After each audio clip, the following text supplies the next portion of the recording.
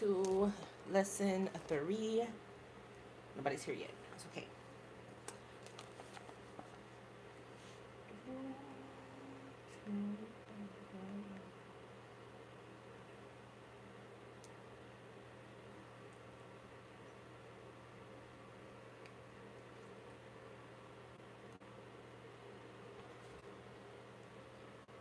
Now I'm testing here to make sure that this is actually going to look decent.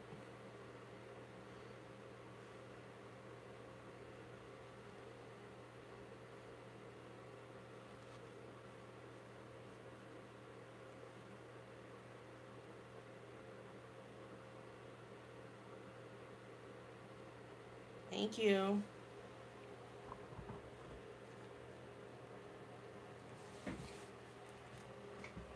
Hi, Lillian.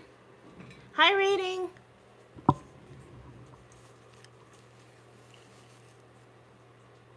Can y'all hear me? Testing sound. Let me know if y'all can hear me. Last time I talked for, I don't want to know how long I was talking for, but somebody was like, "This is a lovely silent video." I said, "What you mean silent? I've been, I done told y'all my life story.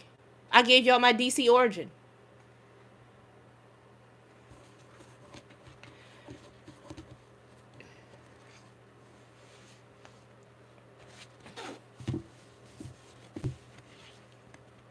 Okay, I got a new microphone. So hopefully it does, really good, crisp sound.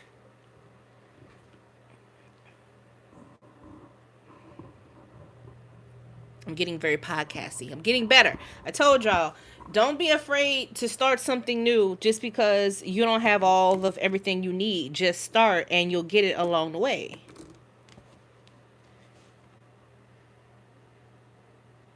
Hi. Yeah. Oh, I was talking my behind off. Oh, I was yapping. I was just yapping away. And then somebody was like, "This is lovely ASMR." What do you mean ASMR?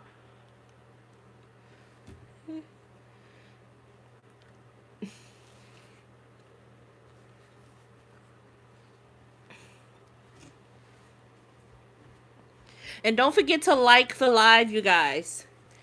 I'll sometimes look up and see a bunch of people in here, but I'll have like 2 likes. And I was like, y'all don't love me. Okay, so we are on lesson 3 today. If you didn't get a chance to see lesson 1, anything, did that freeze y'all? I forgot to put myself on Do Not Disturb.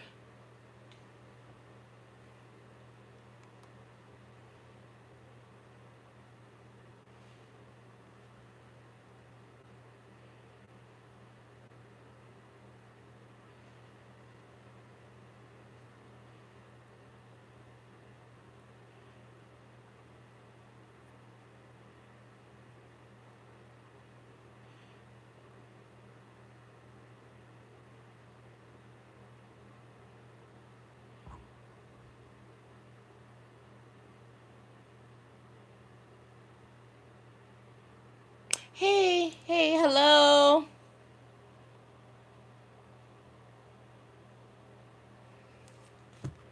Well, welcome to lesson 3. I'm getting better. So here's the things that I've learned so far about doing live stream. For one, restart your phone before you go live. Also, close out all other apps. Make sure that your camera is like filming in like the proper resolution. Sometimes filming in 4K will make it fuzzy. And make sure you're hooked up to the correct internet, because I have more than one internet in my house, because I wanted to make sure that my she shed had its own internet, and sometimes it will abandon the she shed internet and connect to the house internet in the middle of a stream. Be like, why is you doing that? So making sure it's on the right internet. And then now I know I can add to that list, put myself on Do Not Disturb. Put myself on Do Not Disturb every day. I learn something new every day. Hello, Claudette. Hey, Lilac. Hey, Laverne.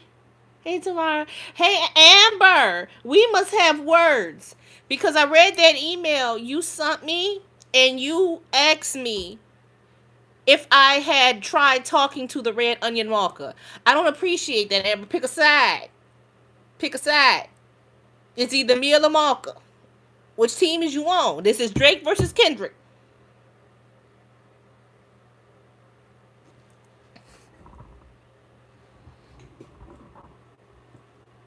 Pick a side, Amber. This ain't gonna work. Pick a side. It's me or the marker.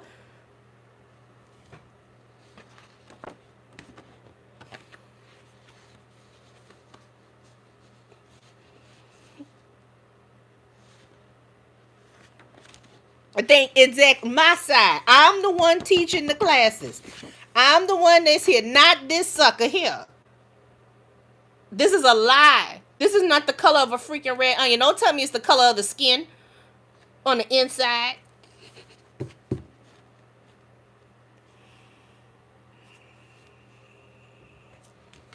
Okay. Who got my email today? I know some of you got it because you responded. Who got my email? Because if you got my email today, then you got the new practice sheets. If you didn't get it, they are gonna be linked in my YouTube bio. If you go to my bio, there's a section where you can click and it'll do a drop down with all the links. You're going to the one that is the class resources and you're looking for lesson 3.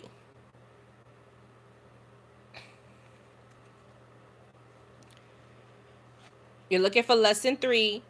So it's going to have all the little faces in there and the lips. Am I missing one? I am missing one. Oh no, there she is. So if you didn't get a chance to go and download it and print it, you can now. If not, just do it later. You have it. If you're a person that likes to draw in coloring books that feature people, whether it be one of my coloring books, one of Coco's coloring books, raw sushi, then having these is a good way to test stuff out before you touch those papers if you're nervous about something. And this is a place that you can draw. You can print these more than one, and you can record your favorite skin tone combinations and what blends well. I'm also going to be working on this practice sheet a little bit. This is in your original syllabus. I did the eye earlier and recorded it as its own video. That's why it's done here. And the lips were their own video as well. So that's why you see them already done. But you'll see me do a bunch of lips today. Oh, you printed all on cardstock? Okay.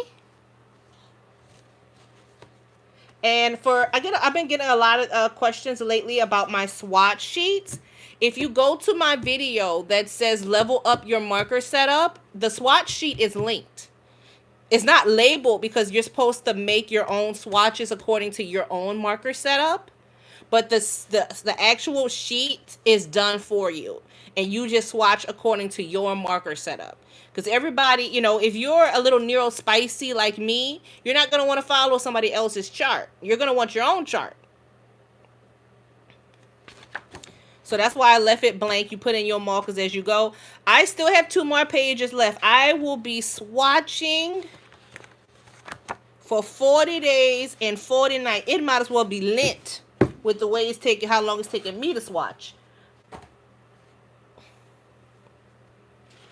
Okay, so last week we did the color wheel. We talked about primary colors, secondary colors, tertiary colors. That's so hard for me with my accent to get correct. I'm so proud of myself every time I manage to get that right.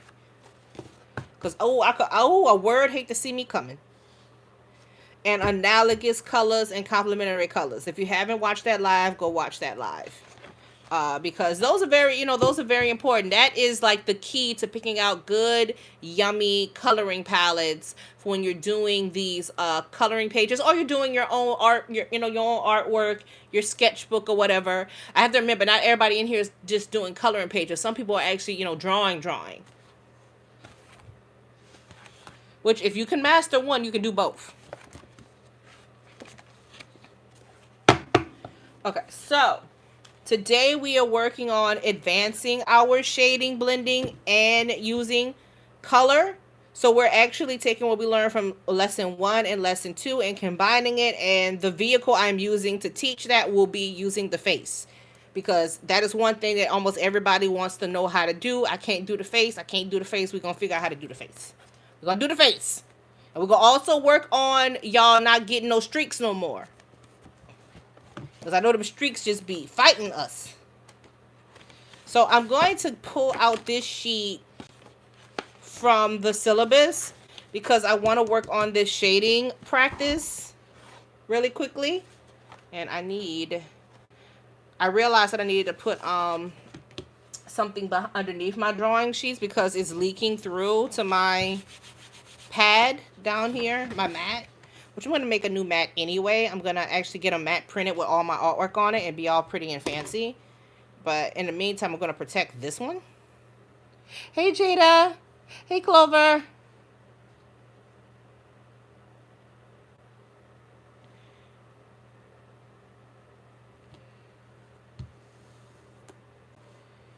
And so for the shading practice, what you want to do, I'm particularly focusing on this ball at the bottom. This is, if you learn how to do this, you can do noses, you can do lips, you can do eyes. This is the key. A simple little cylinder is the key to doing a lot of shading when it comes to things that are round. And it's all about understanding how shadows work and where your light hits. So for this one, give me a color. Give me a color. Or maybe I should do it in gray tone. I don't know. Give me a color.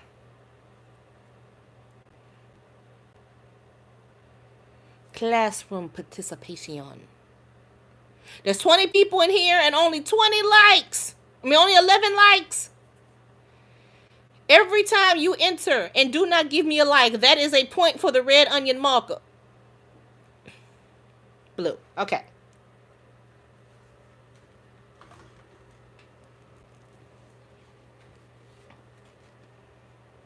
Purple, blue, teal.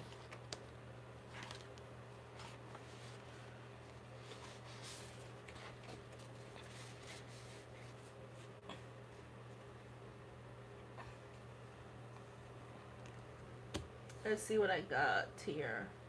So I'm just gonna pick. Let me get my handy dandy swatch sheet out. I'm feeling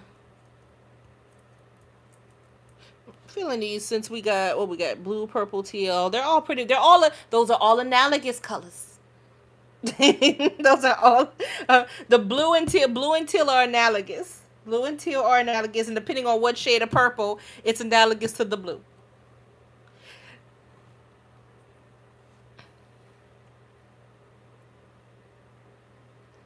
So let me see here. How has everybody been? Are y'all enjoying the class?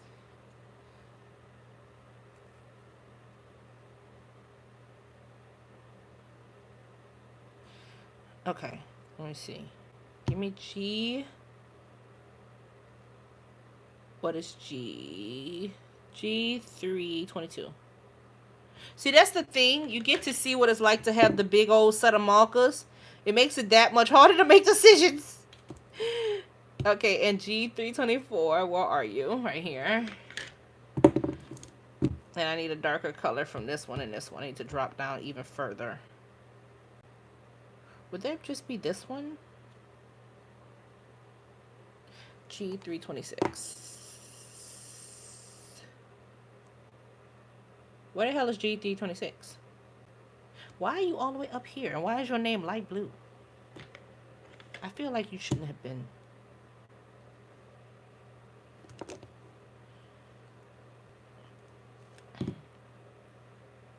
I feel like these are not. I need to go deeper.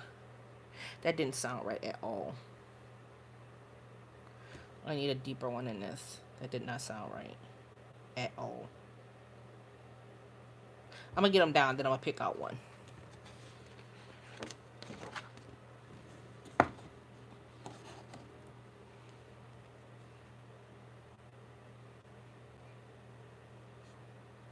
Okay, you got you some cheap markers. I got you. I get it. I got what brand? What brand?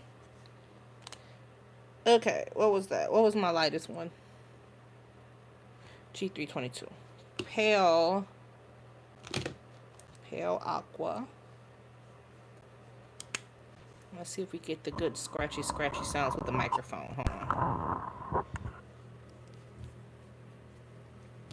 I'm gonna make sure that I don't. I'm gonna leave a white area because I don't want to blend it all the way in.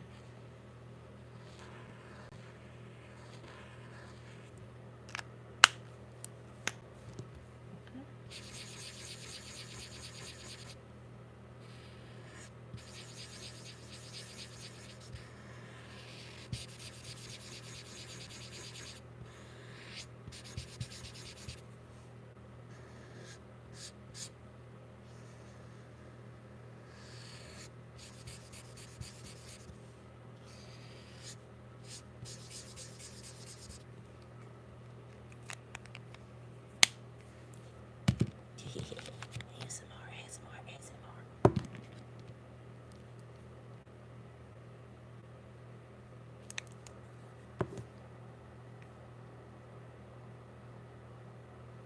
Which one of these is darker than the other? You would think that bright blue would be. Oh, bright blue is dark?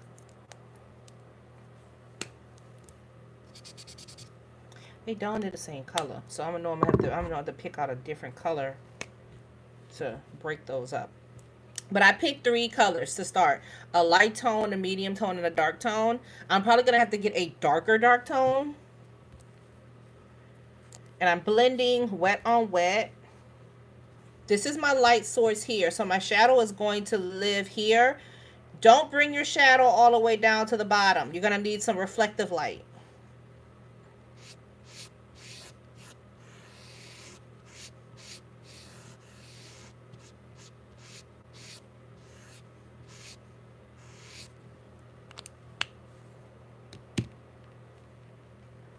And then I'm going to take the color that I had earlier to make sure that this blends perfectly. Touch the tip of the right here. I'm going to let that blend seamlessly and it ain't going to have no rough line right there no more. See how that's just blended all on its own? Remember that wet blend, especially when the colors all work together. Now let's see.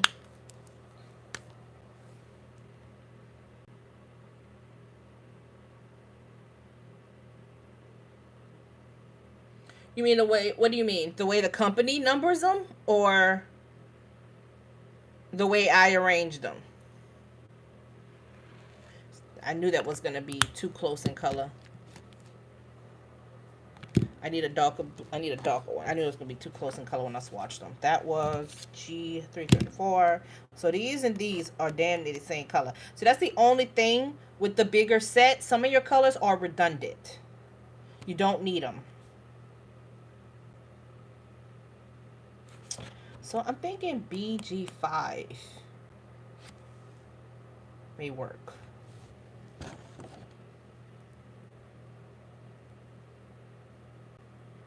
Where the hell did I put BG5? I see BG7. Oh, there's BG5.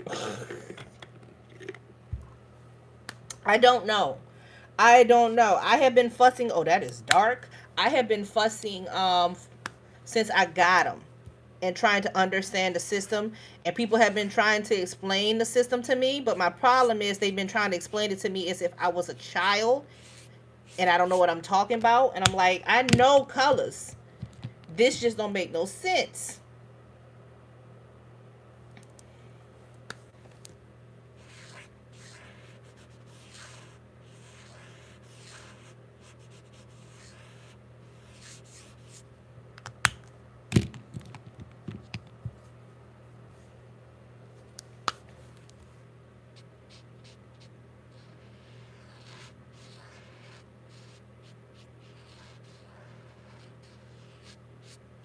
This is how the whole argument over the red onion marker started to begin with. People trying to explain to me how or who does their color setup.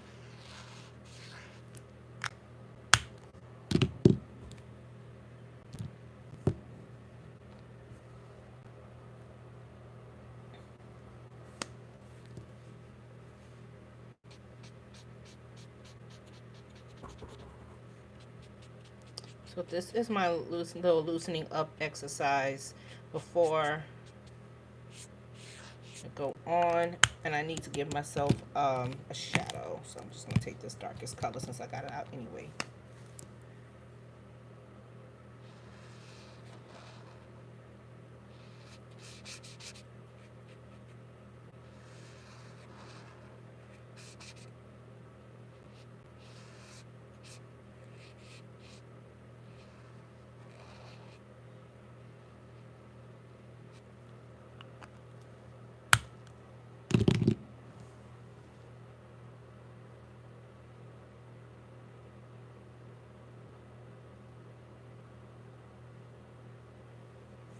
Right, like I said, there's entire Reddits of people trying to break down, and everybody got a different answer. Everybody was giving different answers. I'm like, y'all really don't know either, do y'all? Y'all just in here speculating. BG4. I want to put a little bit BG4 in there. Let's see how light that is first. Okay, that'll work.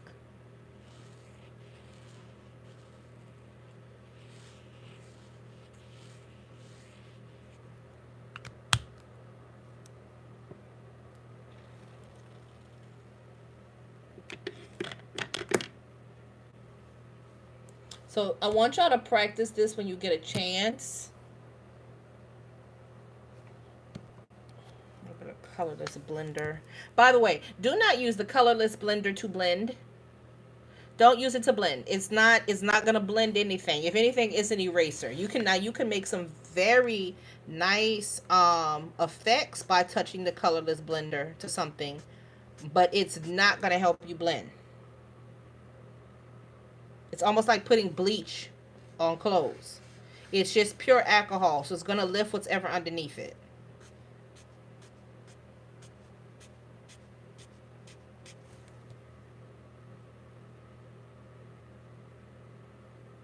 You see? It's gonna lift what's ever underneath it.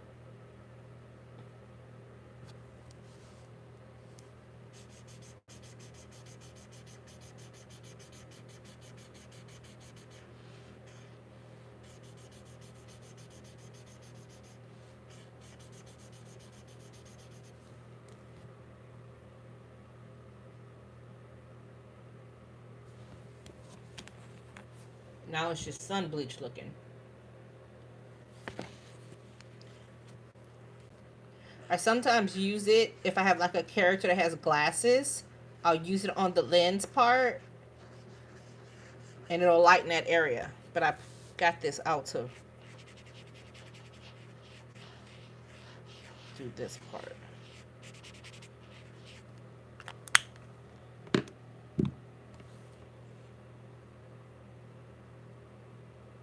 You say your body.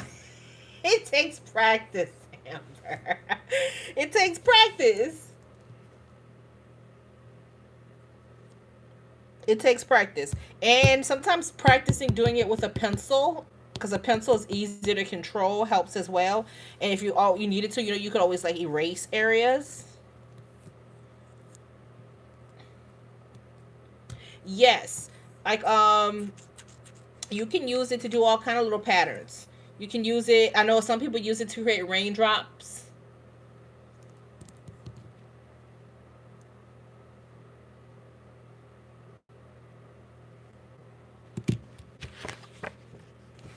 So that's your little ball.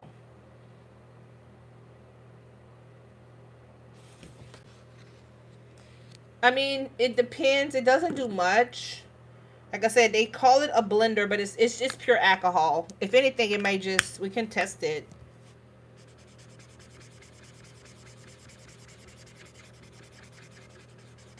Because it's just pure alcohol.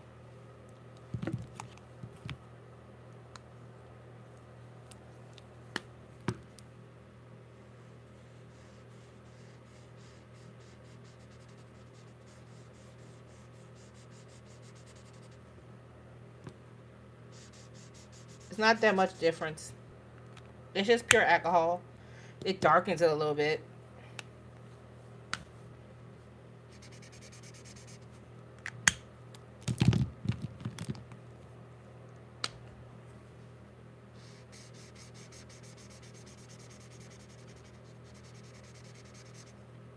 but it takes away from the smoothness.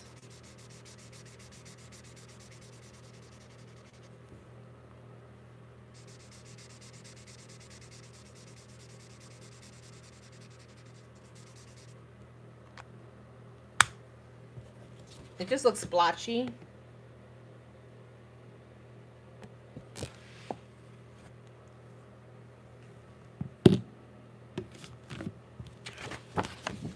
But yeah, practice the little ball. I promise you, once you start getting into this level, you'll start to see why I'm having you practice it.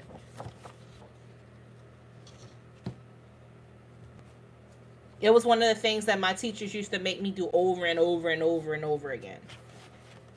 Okay, but we'll get to... Before I get to that, I'm going to show you again the same technique, but I'm going to do it on fruit. And now you'll see why I was like making you do it.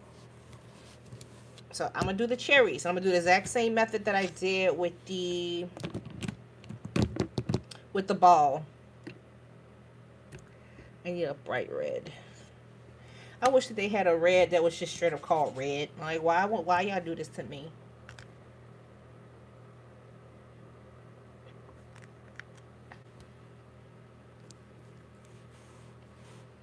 So I'm gonna leave. I think I'm gonna leave a little bit of cherry highlight here, a little white highlight here. And if I mess up, I always know I can just grab an acrylic pen. Now remember, this sheet also is in the syllabus. Do the other side. Sometimes bigger areas are really good with the chisel. The brush can take forever. And my patience be thin.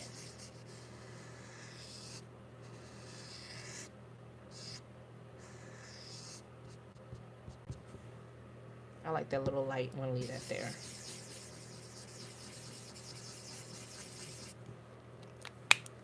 Second one behind it, I'm gonna switch to a darker color to do that part because it's behind it.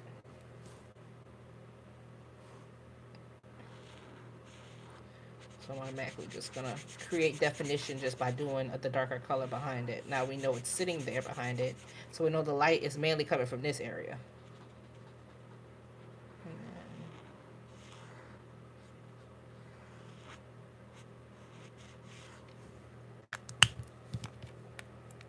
Color right there and go back.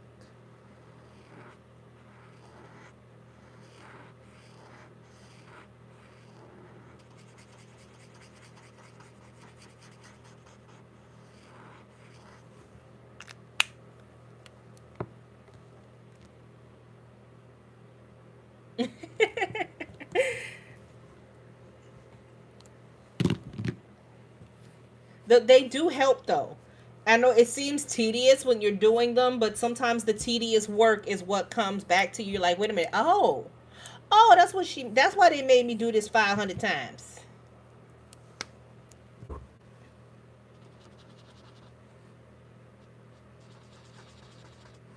And the same technique with the ball.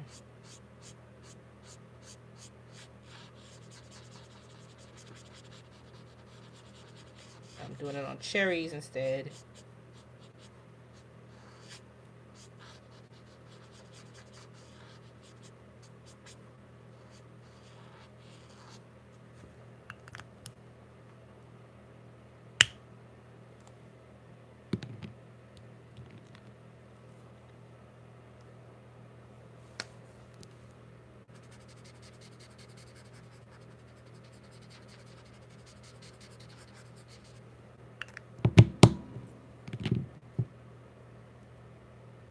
You see, all I've used so far are just two different markers, and you already got definition. All I did was use two different markers. That's that value in that shading that I taught y'all week 1, and then week 2 we went over the different colors and how they blend and work together. Now you're starting to see how it work. Or something just as simple as a cherry. Now you could have did a bold and easy cherry where you did everything in one color. It would have still been cute.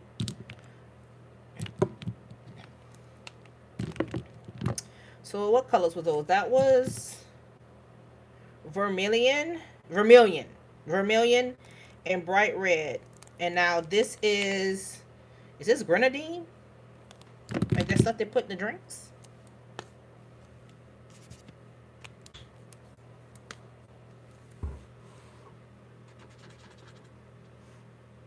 First, we'll put that shadow behind this one.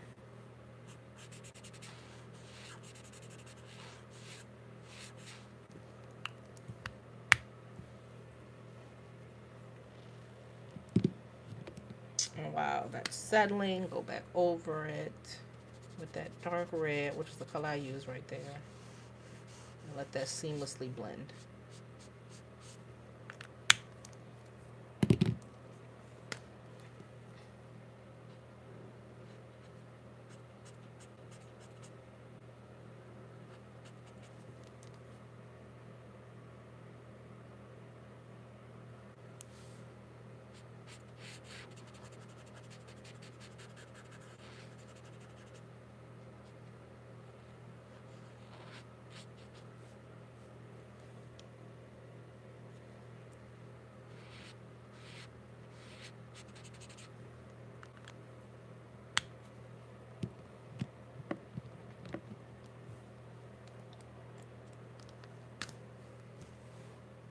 I'm just going back and forth with the same colors that I've been using. Not introducing any new color yet. I'm right now it's just 3 colors that I'm using. And they're just different shades of each other. There's a light red, a darker red. It's a light red, a medium red, and a dark red.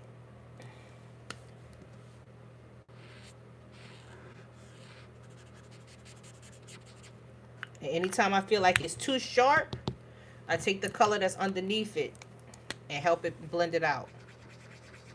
So that's too sharp for me. So I'm going to take that bright red that's underneath it and blend that out.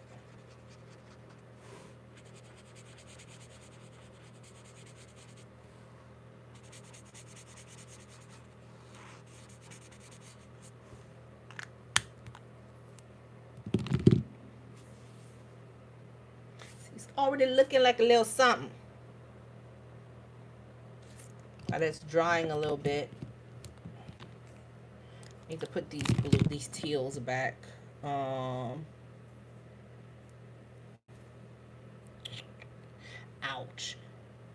I just hit my head. Give me this.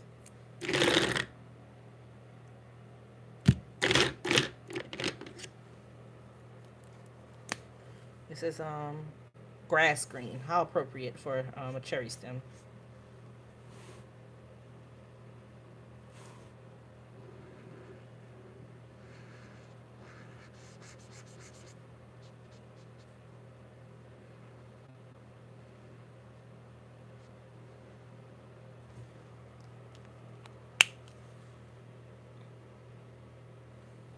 It's just practice. You know, I have people tell me all the time, so, oh, you're so talented, you're so talented. The talented part comes from how the way my mind works. But what you see me do, that is just years of practice and skills and crying and just doing it, repetition and muscle memory over and over and over and over again.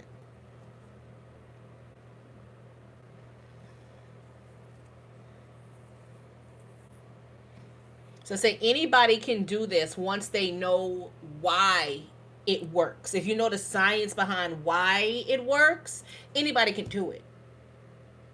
Because it's just muscle memory. The talent part that people keep talking about is the way an artist's mind works. And everybody has a bit of an artist's mind. It just comes it sometimes it comes out differently in different people, but everybody has it.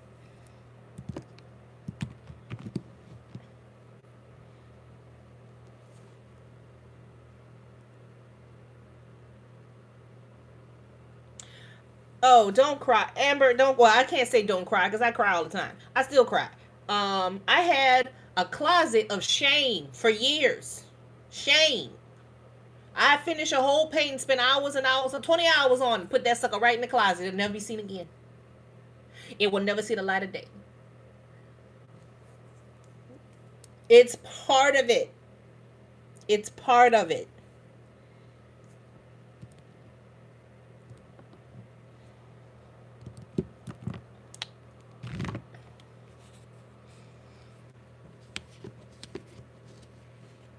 And sometimes when it comes like if you're drawing, what do you draw? People?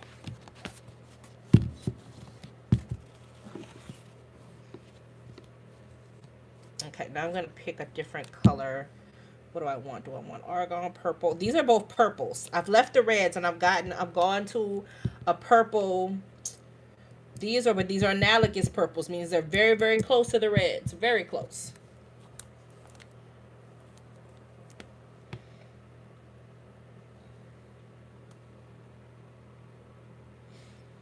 Oh, so you need to practice. You need to do timed drawings. By timed drawings, I'm saying like you set up a timer and you set up a timer for 10 seconds, 30 seconds, 1 minute, 2 minutes, 5 minutes, 10 minutes, and then 30 minutes. You got to do those little exercises where you are drawing stick figures in movement. And in those time periods, whatever you get down is what you get down. You move on to the next one. And what that's going to train you is for your brain to focus on only what's necessary to the storytelling. Because your brain is telling you too much information at once. This is why your characters are stiff. You need to get down to where your brain is only picking out what is necessary to that moment. So if it's a child running or jumping, it's going to help you. You got to train yourself to where you can only pick out the certain things necessary to show that movement. And you start from a stick figure. Because if you can get a stick figure to show the emotion, then you can do it with the rest of the body.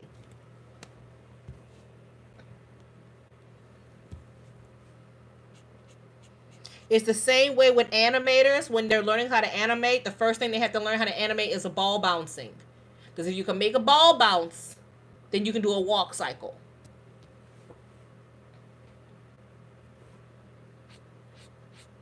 Sometimes it's going down to the simplest thing. It's the same thing when they're trying to teach you how to draw hands. They always tell you, do not draw hands. Do not draw what you see. You break it down to shapes.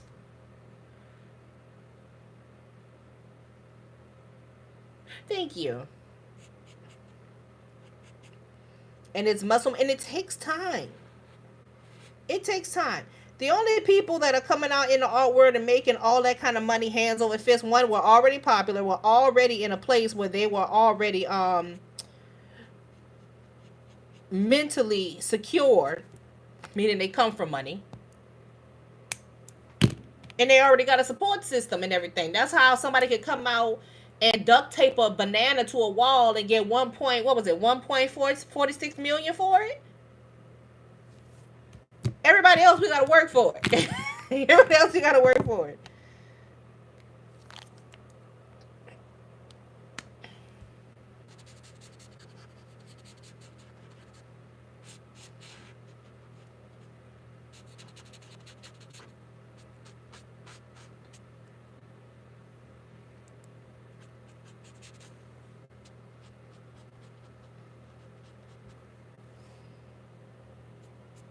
And then learning the fundamentals. A lot of people don't want to learn the fundamentals. The fundamentals will help you. Yes, there is a such thing as developing your own artist style, and you're going to have to develop your own artist style, especially in the day of AI. It is extremely important for artists to have their own art style. So that's necessary. However, before you can get there to break the rules, you're going to have to learn the rules. Once you learn them, you can break and draw any way you want to draw.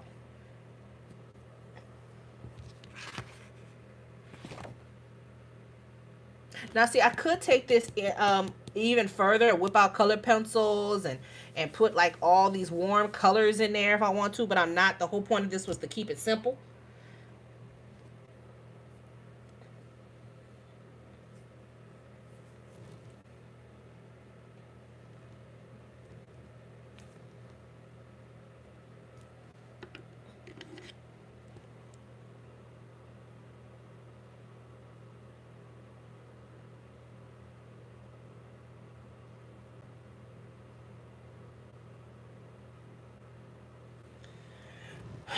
Excuse me. Yeah, you're gonna have to learn. There's a lot of books that help with that. I learned how to draw from a book that says Drawing Real Life from Photography. And it was a book on how to draw realistic portraits from photos. That was like one of the first books I ever got. And I just, as a kid, for a whole summer, instead of playing with anybody, I locked myself in my room and I drew every day. And my first couple drawings were so horrible. My sister told me to go lay them outside on the ground so my mom can roll over them because they look like dead kill. They look like roadkill.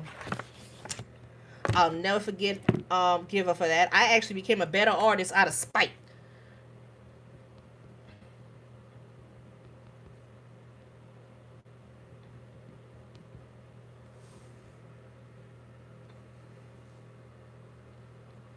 You see, got my handy dandy white gel pen. You can add all these little do's.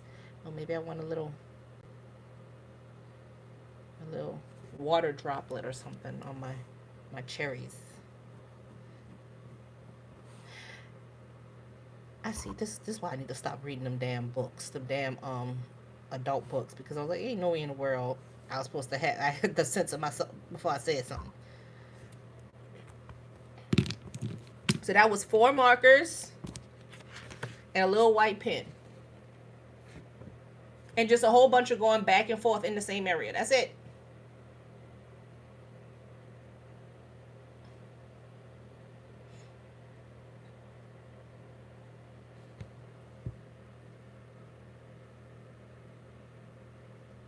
I think when I do my advanced class, I want to do it in a way that people can be on camera too, so I can see what y'all are doing and I can actually help y'all.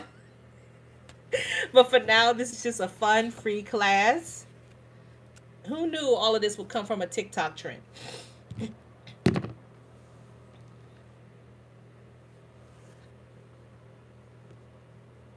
Thank you. But yeah, these are practice sheets. Use your practice sheets to practice this. If you don't have to worry about getting it right the first time. But if you practice a little bit, you'll when you get back to your coloring books or your drawings, you're going to see a difference.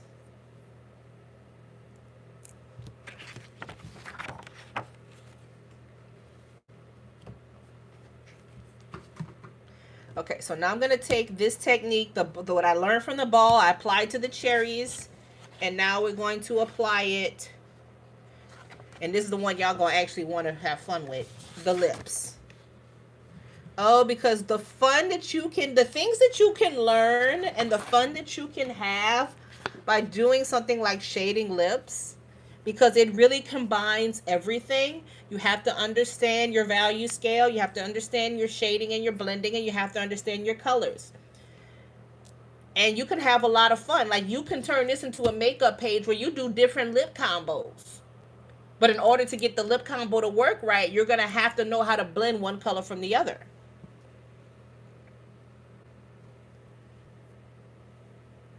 Since I have my reds here, I will do my first lip in a red.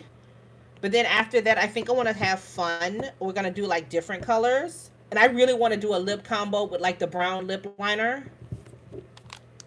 And like the super glossy look. And maybe we'll do I'll do 2 different types of reds. I'll do a bright red, like a Marilyn Monroe red. And then I'm going to attempt to do a vampire red.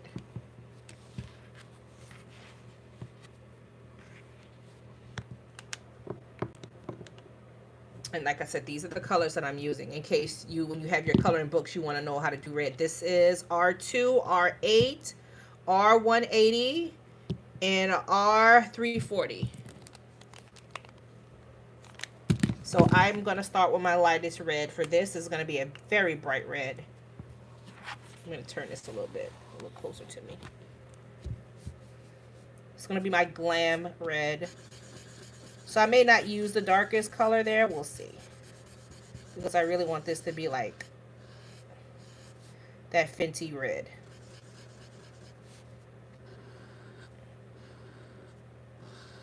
That red that your mama said you're not supposed to wear. And I'm saying it as I'm wearing the reddish nails, which I was always told we're not supposed. Red nails are for the ladies of the night. You get you some respectable French tips, young lady.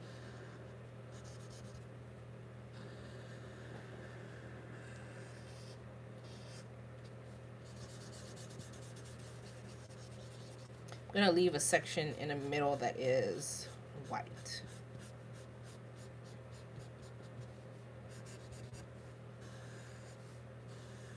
My grandma was old school.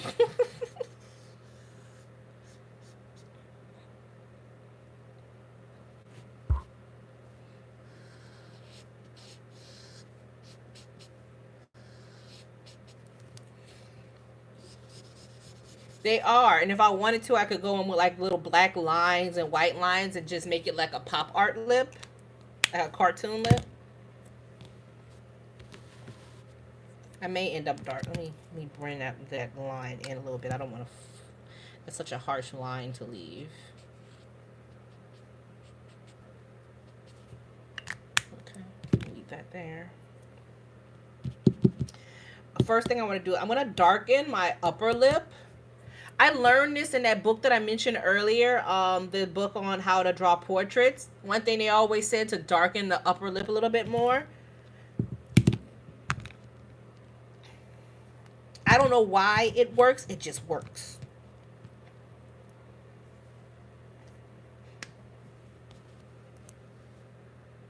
And it has nothing to do with the actual color of your upper lip. It's just the way that the shadows play on it.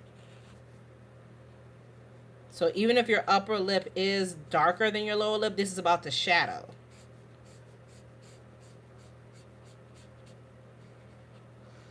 So I'm going to go ahead and darken this whole thing. I'll leave the top portion of it the bright red, because that's where my light is hitting.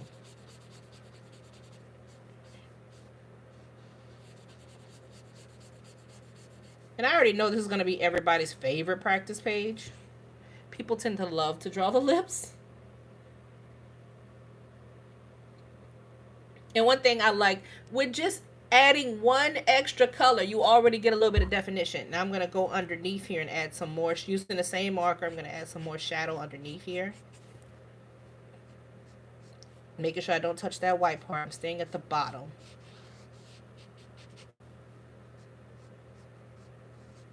And this is a very stylized way of shading.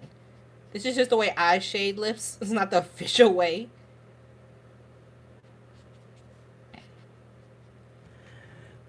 Excuse me.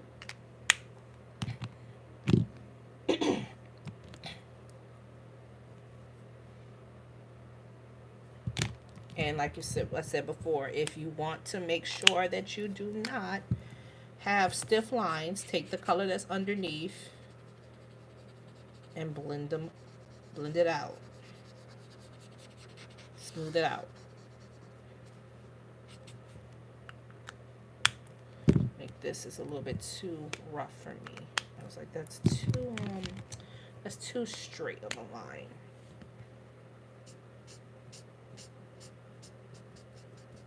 There we go. A little more natural looking.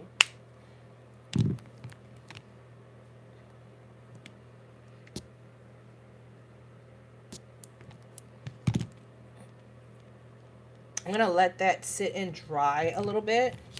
And I'm going to go down here and I'm going to do a more of a deeper red. So I'm not going to use that bright red. I'm going to start with my dark red.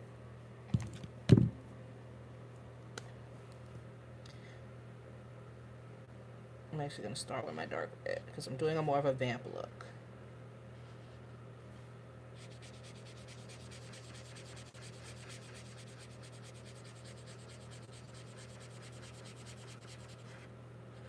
I'm using the same markers. I could have switched up markers and got like the crimson red or whatever, but I'm going to use the same marker.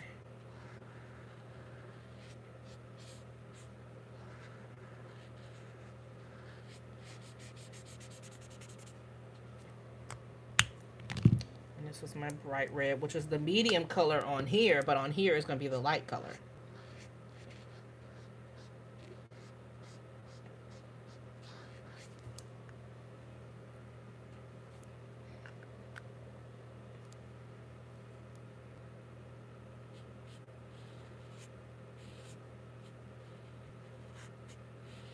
Not leaving as much white here. I'll draw the white back in, but this is like a deep, deep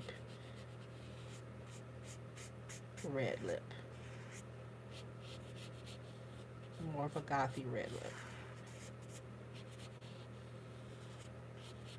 I think in a past life I was a makeup artist, but I can't.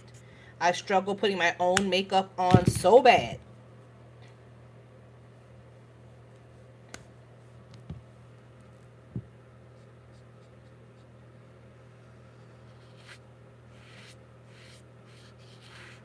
I think so. Once I take my glasses off, I am blind as a bat, and for the life of me, I can't do a wing liner, and I cannot get my eyebrows straight.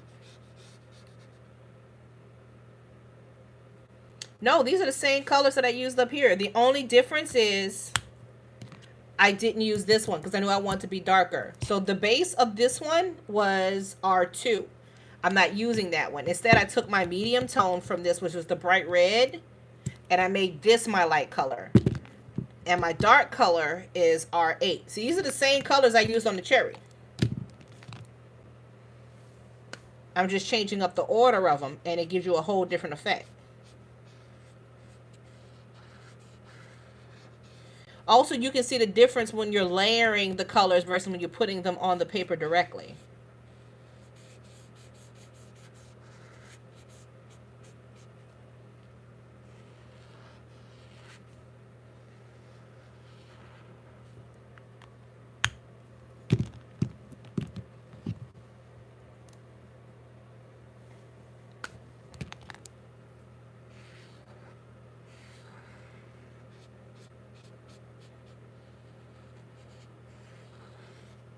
Okay, now that this one has dried, I wanted to let it dry a little bit.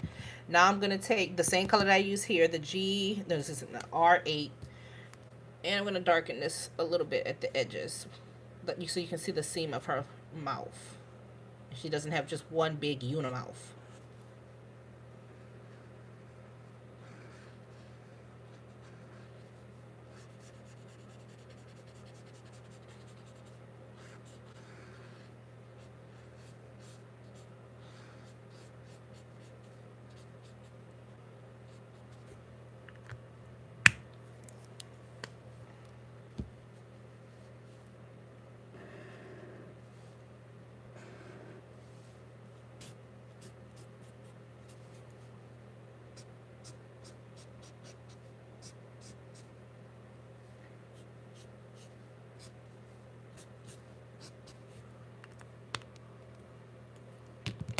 And you see, this is the same technique I did with the cherry.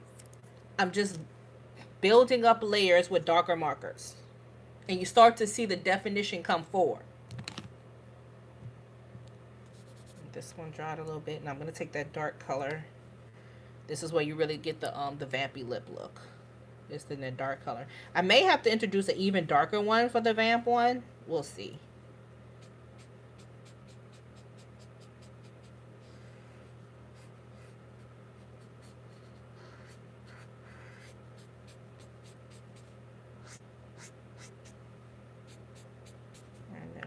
Use the color that's underneath to blend out those sharp edges because I don't want them that sharp.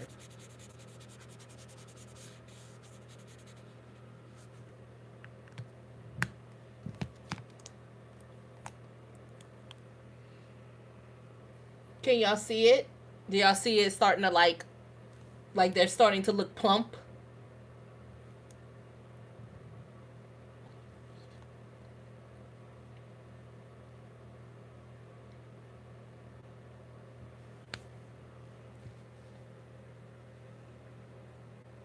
It's the same technique as that spear. So I say practice, print out more pages of that spear, and then also above that spear where they have the they tell you to make your own value scale. Make your value scale because that makes it easy when you're trying to make things look more 3D because you already know your light to your dark. You already planned them out. And it's all about going from one to the other.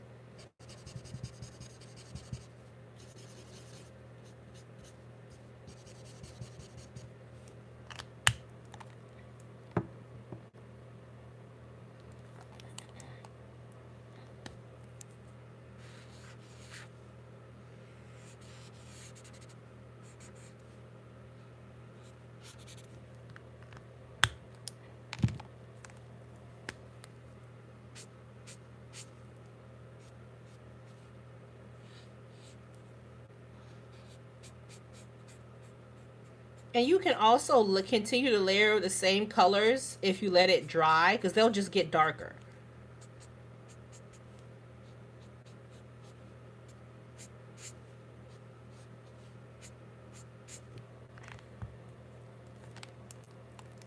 And for this, I do think that I want to. This one is pretty much where I want it to be.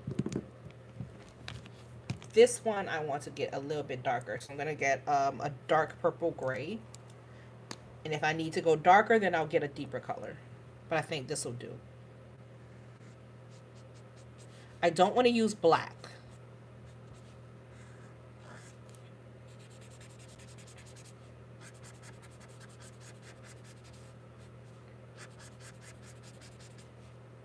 Because black will be too intense and you won't see anything but the black.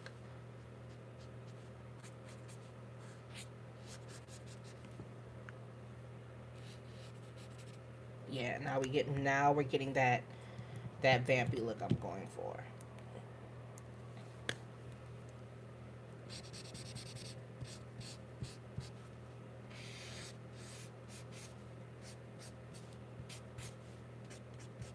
And if you wanted to, remember that technique that I taught y'all in the first lesson where you did the balloons? You could get your white pen out and you can make your lips glitter. I'm not going to do that because I have other sheets to do and I'll be here all day. Because once I start, I'm just going to I'll be there forever. Just tap, tap, tap, tap, tap, tap, tap, tap, tap. Tapping away at it. Because it gets to be very therapeutic a little bit. Is this as dark as I want to go? Or do I want to go a little bit darker? Let's see.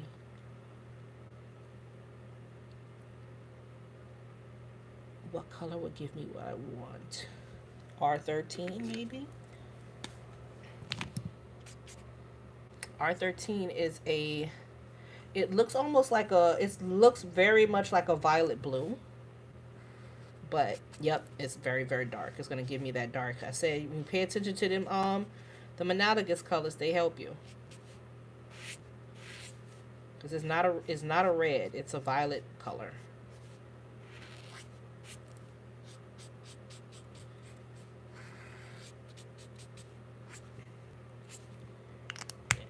Okay.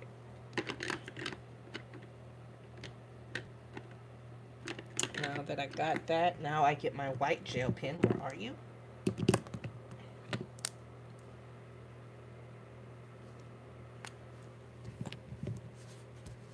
And I start to make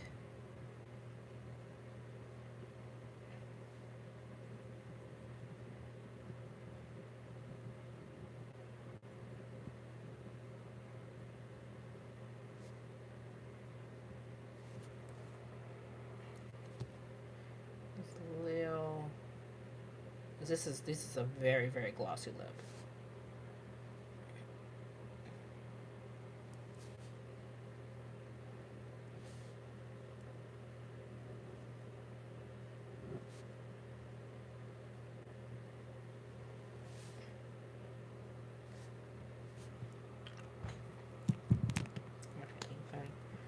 Darken this right here. That's what it seems.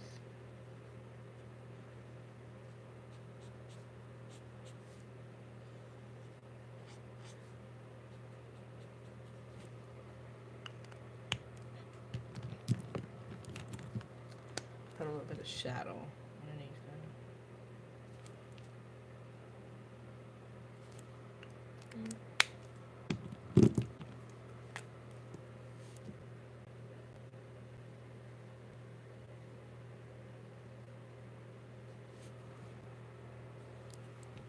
Same with here.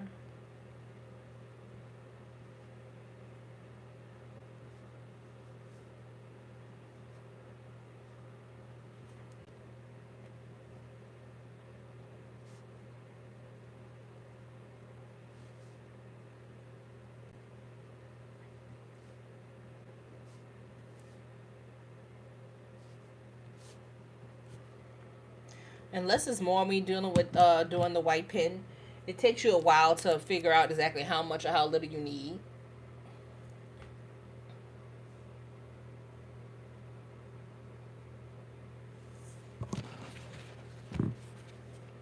And there they are.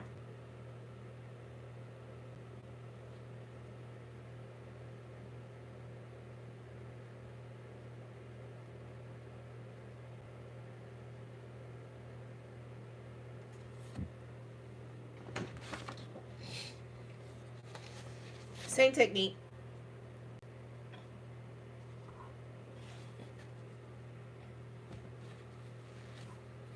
And like I said, you can take this sheet, identify all your colors that you need to get you from white to the darkest shade of that color, fill in all in between, and then practice this. And then when it comes time for you to render something like this, all you know that you just got to pull from this. You can start with your lightest color, lay that down on your base, then go to this color, put that down, all the way until you get there to that darkest shade, which will be living in here. And you don't have to use the whole thing, you know. If you say, I only want to, well, I only really want to do this with 3 or 4 colors, and you do your 3 or 4 colors. But this helps. This and this prepares you for this, and it makes it so much easier.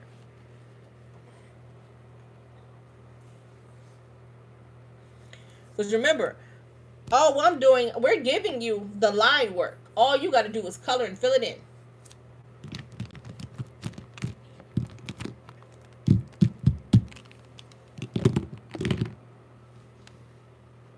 So we can keep going and do another lip, or we can get to the faces. Which one y'all want to do? We're at 8:03, so.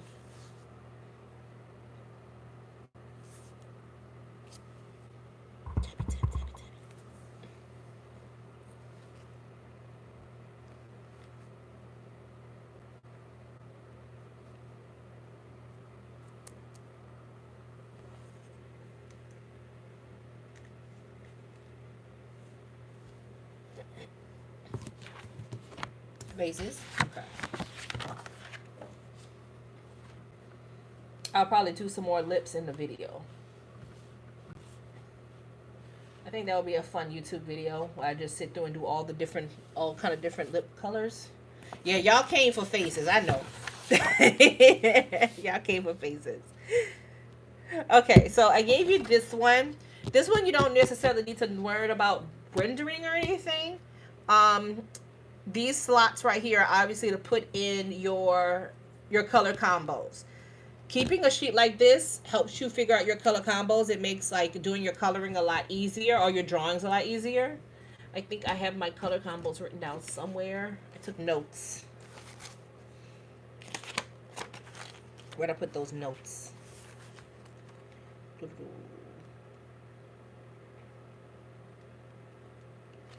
I may not know where my notes are. Oh, here they are. So I have notes. I put down different notes. These are from the 320 set. If you have the skin tone set, just you can use what's in your skin tone set. Almost every set of Ohuhu markers has things that, not just Ohuhu markers, almost all of the marker sets, you're going to have something that you can use for skin tone. There's going to be something. If you are going to purchase Ohuhu's skin tone set, get the bigger set.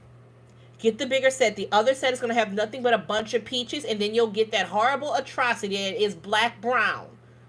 And I would say this is the bull S that my husband tried to pull, because I was trying to explain to him the stupidity of the names, like with red onion, and then also black brown. And I was like, this is peach. This is not a black brown. It's not a black brown. And he held the swatch up to me. He was like, but that's the color of your palms. Ain't you black and brown? Divorce. Immediately divorce. Immediate. Immediately.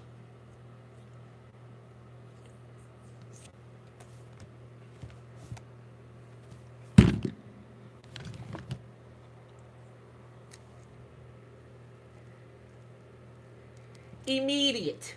Divorce. Immediately.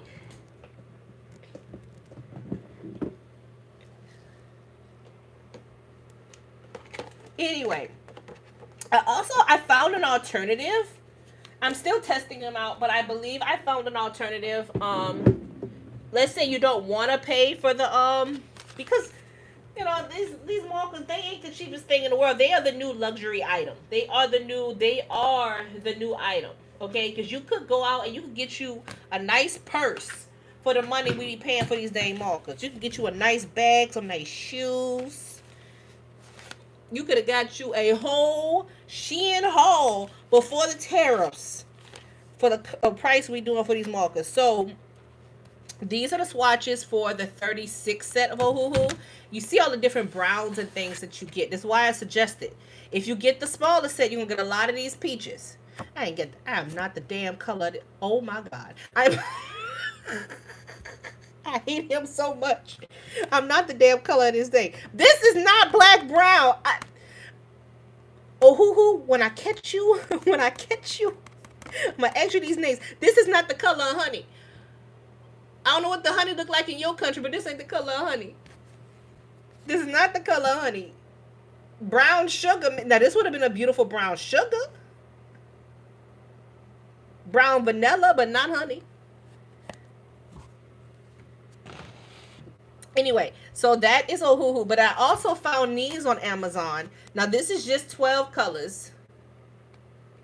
No, here's the thing. If you got the smallest set, I found these on Amazon. I think, Lord, I don't know how to say this name. I think it's called Sapphire. Fire. I don't know. But you can add these to your skin tone set because this is all the browns that are missing in the Ohuhu skin tone set. And these are the colors.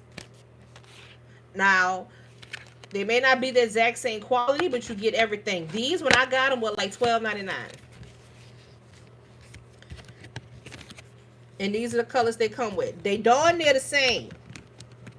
I don't know what the hell. They even got the stupid names right.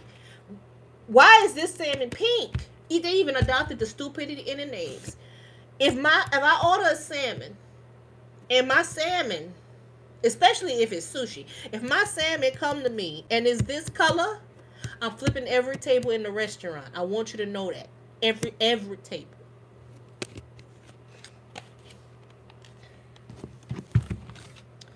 Yeah, I'm flipping every table.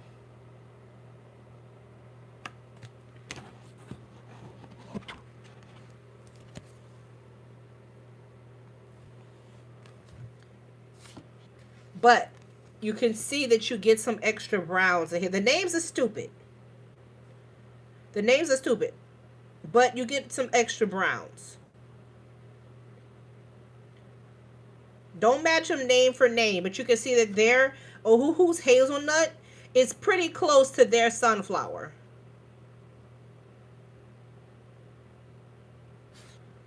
And like I said, they're less than $20. So I wanted to show y'all that. I found these on Amazon. Like I said, search around for different options. Because I bought these before I bought the Ohuhu skin set. I may do a video on these comparing. Let me know if y'all want to see that. I got a lot of videos I need to do. I don't want to do all coloring videos. I said I'm going to actually start vlogging because I be having a lot of stuff to say. I am a certified yapper. When I have a captive audience, well, I talk to my dang self. That's the problem. Okay, so skin tone combos. Y'all could write these down. I haven't tried them yet. I got these from someone, and I've been meaning to try them. If you have your set, you can make your own, but these are some of the ones I got. So I'm gonna look for them. I need Y95. I don't know what the hell Y95 is.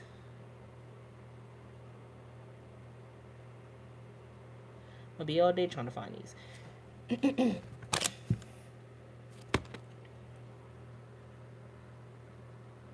R28.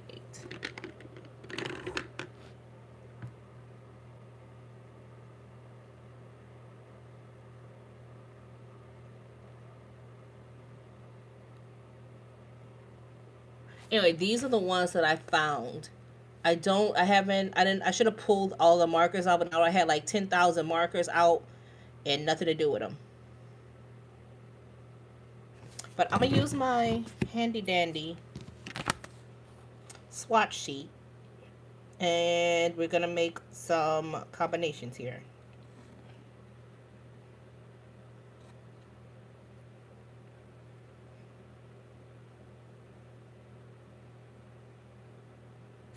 Let's do a hazelnut base. Where's my hazelnut? Hazelnuts. This may be dry. I need to buy a new one. So I know this is my hazelnut right here.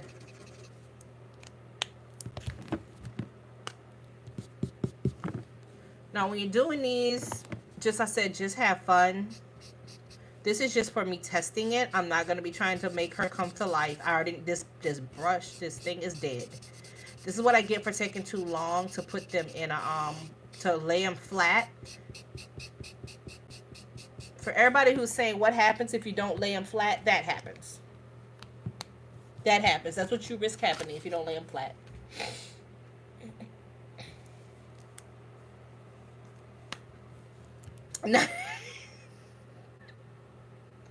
Clover. Clover. I was not expecting to look over and see that. Clover. It take practice. And why are you saying that? Aren't those like some of the most famous lips in pop culture?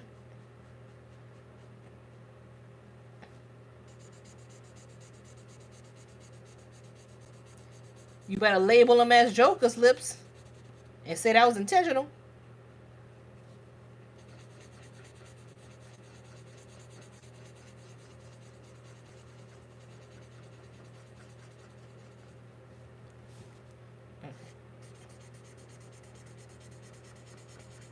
This is a dead marker, so that's why it's extra streaky for me. That's why I've been thinking about buying another set and storing them properly from the get-go. I may attempt to put some alcohol in them. They say if you put alcohol in them, it'll reset them. So I think I'm going to try that first. Can't hurt.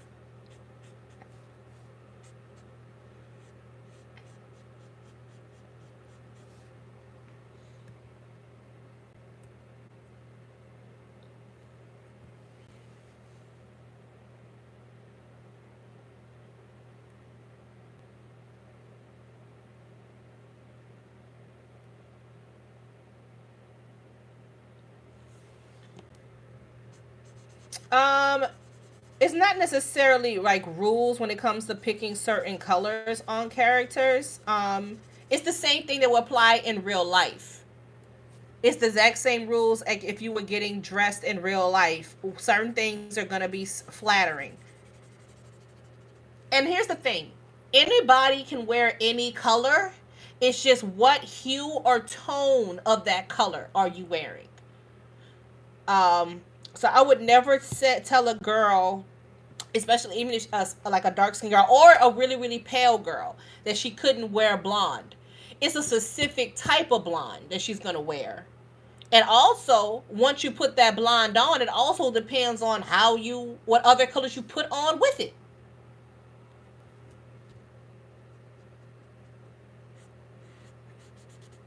Because your colors all together, they tell a story.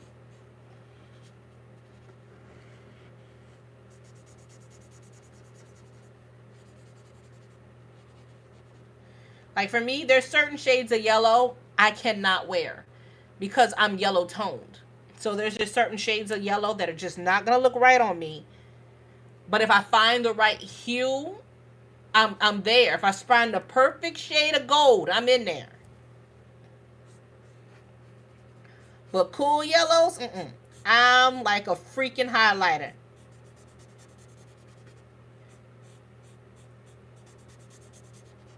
So, oh my God, is the sun on Earth? No, it's me. It's just me. It is just me in a yellow shirt.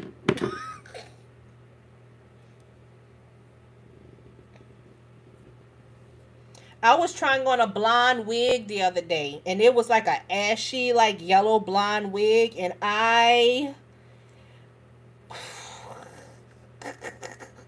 I took that wig off so quick. I was like, I can wear blonde, and I look very pretty in blonde, but not that blonde.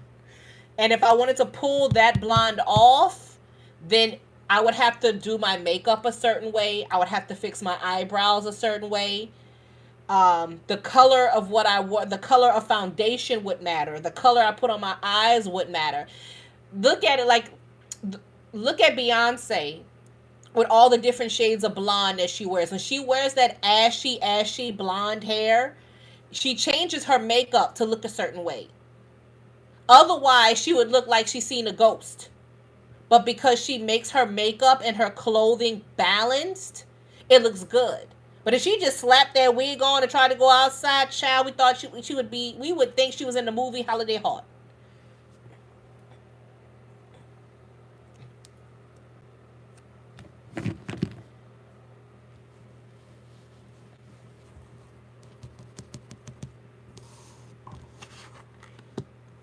And then certain skin tones take to certain colors. Now, darker skin tones, I will say this: darker skin tones can handle bright colors very well. Like a deep brown skin, put a fuchsia or an orange. Oh God. Oh my God. But put that same bright orange on a girl who's paler skin and her, she tends to tan easily. It's gonna fight. But you could put a burnt orange on her. So I'm saying anybody can wear any color. You can wear what you want at the end of the day. Anybody can wear any color. But if we want to talk about flattering, you're going to want to go with what the undertone color is on your skin. If that makes sense. That's why you hear some people say, well, I'm a winter or I'm a spring. They're talking about the undertone to their skin and what it picks up. And that's on color theory. Okay, so we did hazelnut as her base. And what I want to do, what would look good? Buttercup yellow may work. Where's my buttercup yellow? That is the problem with having this many markers. They hide from you when you need them to be visible.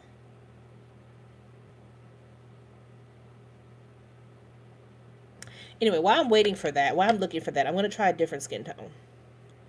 What is mellow peach? Why is that so peachy? That is too damn peach. Somebody was in the sun too long. That is rosacea. Ain't no dang peach. That's rosacea.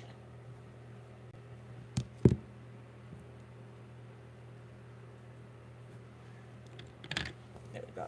This is one of my favorite colors. R19 Barley Beige. I love this color. This is such a pretty peach color.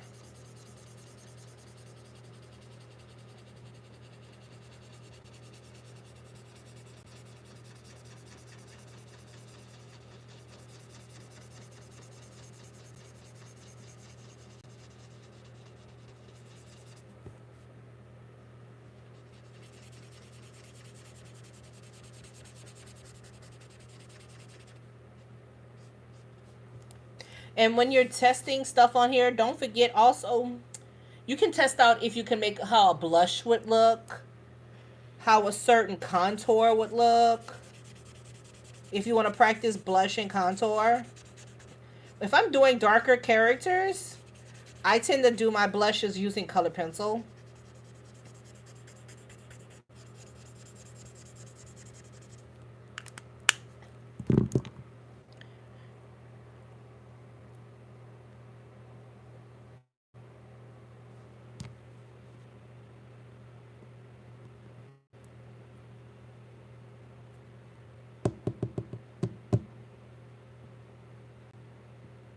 And this is the only thing when it comes to doing markers versus painting. When I'm painting, I would make my own browns for my paintings. When you're doing with markers, you kind of have to rely on what they provide you with. But when I was painting, I used to, I can make a more lightful brown than that, and I would mix all my own brown skin tones. Because right now I'm looking for potato. Well, you know what? I actually prefer leather to potato brown. This is leather.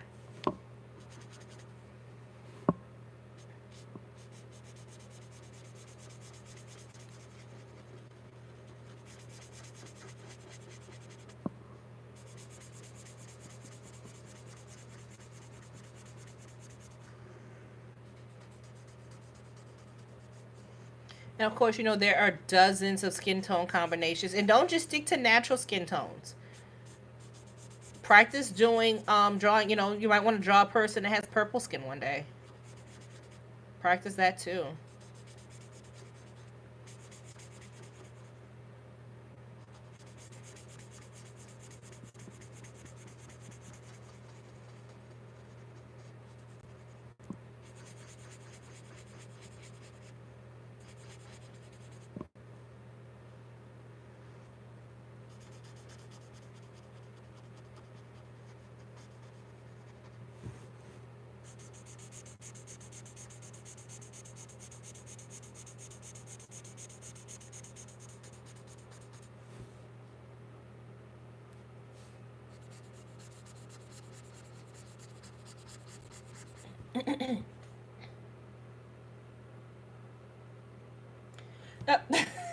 Y'all gonna stop talking about y'all faces. My faces look a certain way too when you first start them. They're gonna look choppy at first. Don't panic. They're gonna look choppy at first. Do y'all need me to bring out my tiger son from last week? So I decided to keep him around to encourage y'all when y'all be talking about oh mine don't look right. I will bring out the tiger.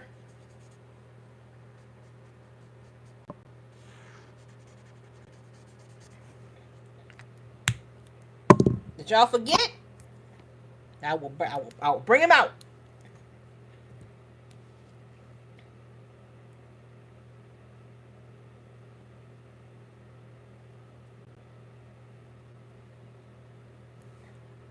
I'm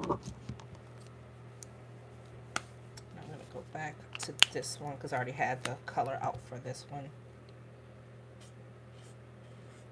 This was, and make sure it, you know, and as you go write down the numbers because you may actually like what you come up with. This is just practice. I'm not actually going in worrying about shading her. This is just for me to see how these colors lay out next to each other.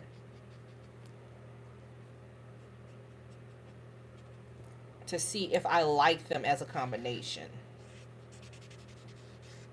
Put a little bit of shadow under her chin. So I noted this down here. This is beige barley, and now I'm going in with salmon pink. This looks like it's a good color combo for each other. This is a nice color combo for each other.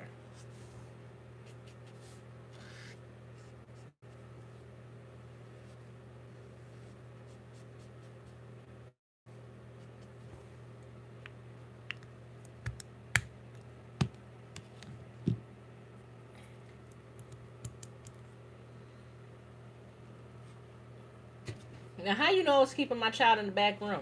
See, that's what I don't like, the way y'all tease my child. Okay? So stop talking about your stop talking about your faces. Okay? Not everything gonna look like this or this one. Sometimes they're gonna look like this.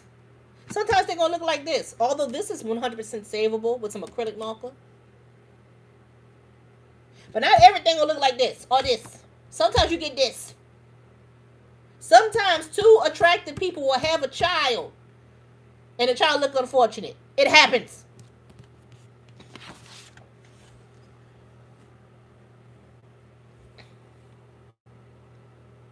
No, leather is in the 320 set. It may be on in the other sets, but the first time I got leather is when I got 320. So it's probably, it may be in the 120 set or the 210 set. But since I have the 360, I mean 360, Lord, the three, it should have been 360. And what an odd number is 320. That's an odd number. That's how I ended up with leather. I was looking for potato brown, and that's how I ended up grabbing leather instead. Because I have I have no idea what my potato brown is, and I had two of them. So the fact that I can't find, and now I'm looking right at it. I'm looking at both of them. Most skin tone sets have this one, potato brown.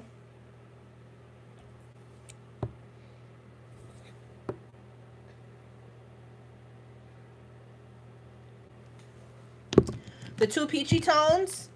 The top tone was, let me write them down. The top tone was R19, barley beige, and the next one was salmon pink, RY4. I don't know where my pens are. Pins.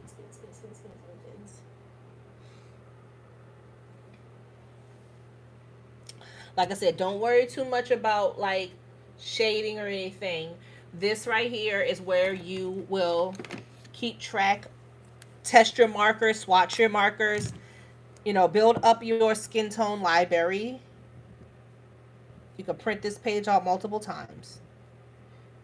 When I do my art boot camp, you'll get a way more in-depth version of this, and we can really go in there and break stuff down, and then we'll try, we'll do somebody who has maybe like a touch of rosacea, somebody who has like vitiligo, somebody, who's albino. We'll learn those things, but that's a more advanced class, and that would be a workshop. But for now, use this to test. This is hazelnut, I believe, and it's hazelnut. And the marker is dying, which is why she looks so splotchy. But I do not throw away my markers when they start doing that, because let's say I was doing somebody who had like vitiligo, or I did not want her to have a clear skin tone. Something like that will come in handy. Or if I was using it for hair. If I was using it for hair, I could make really, really streaky hair. Or wood grain, because just because it's like a skin tone color, you can use it for other things. This would be great for wood grain. So don't throw the markers away right away. You use them till they die. Get every bit of money's worth. And this one was leather. If you don't have leather, most of the sets will have potato brown. Most of them will have potato brown. That is a good base brown if you want to do somebody with like a deeper brown skin. It is warm though. And remember, for every skin tone, you have more warmer tones and you have cooler tones.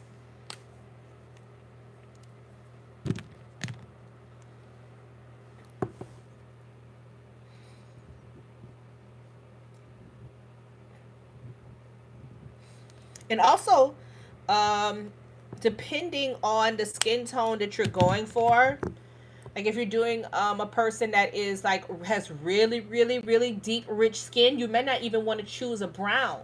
You might want to choose like a deep purple for their skin. Or you're going to shade their skin with a deep purple or a blue. Let's see if I can pull one of those off right now. The problem is I haven't gotten around to swatching my browns yet for my 320, which is why I'm struggling.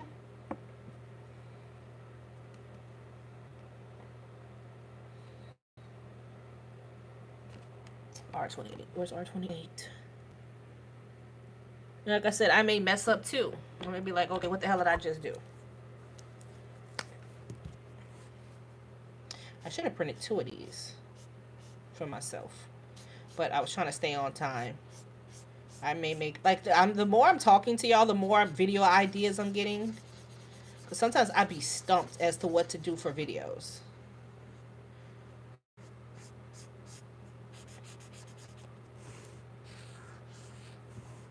And I'm making sure, you see I'm doing my circles? That's going to keep me from getting too many streaks.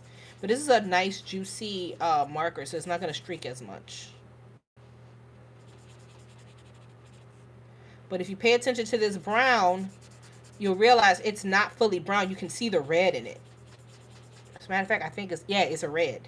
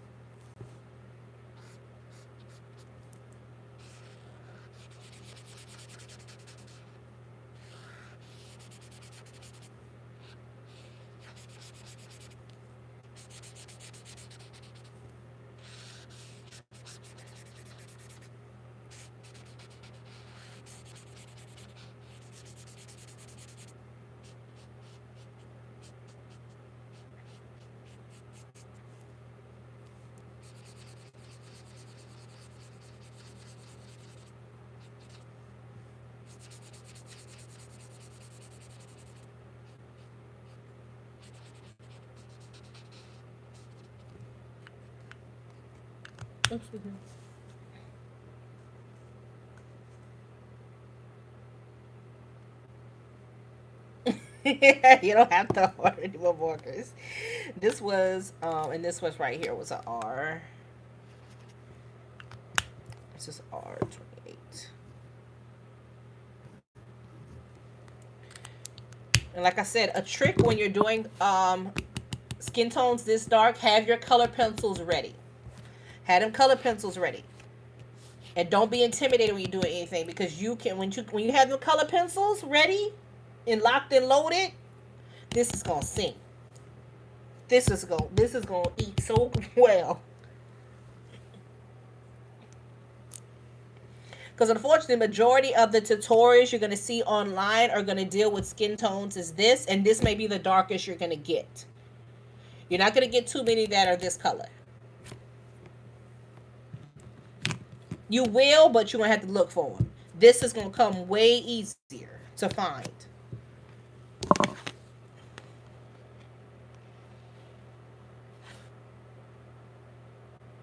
Okay, so I did the two skin tones. With that, I need to drop down and get a little bit darker peach color. Dear Lord, am I gonna actually try to use black brown? No, that's gonna be too. That's gonna be too much.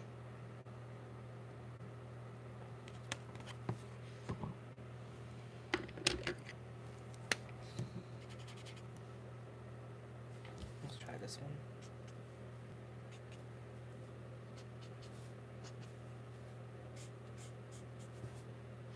It's a little bit more orange than I wanted to go.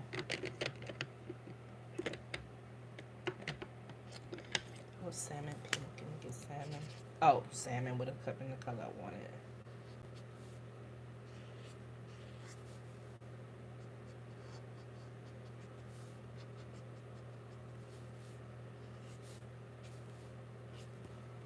And since it's so strong, I want to take the color that's underneath, which is the beige, and lighten that up. Soften that up.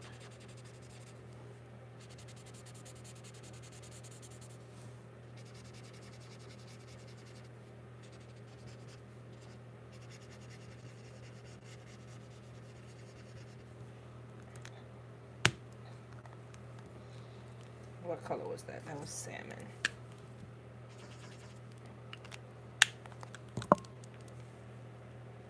Like I said, play around. Just when you make your swatch sheet, and then play around.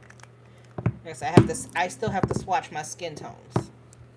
So I'm just like playing blind here. I do know that I want to give her a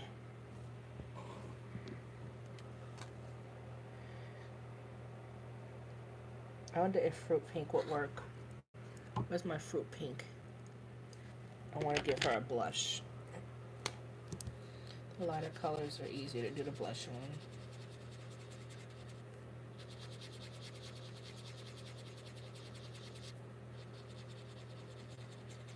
When you're dealing with the peachier tones, it's easy to blush them because the blush will sit right on top. For, like I said, some of the other tones, you may have to pull out your markers.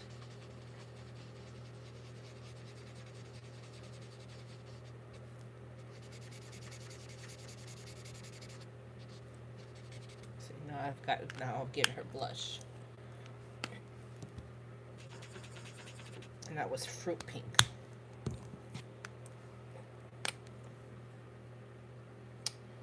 Which is R21.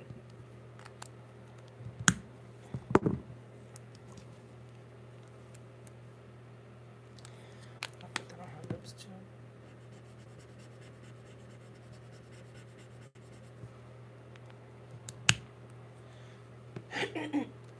No, I hear you. I don't want to draw. I wouldn't want to do too many markers either. So that one is done. I can put these markers to the side. Now I need a darker tone for this one. Try to get through these quickly so I can do the more advanced looking ones, the prettier girl. I shouldn't say that. I'm sorry. I shouldn't. I didn't mean it like that.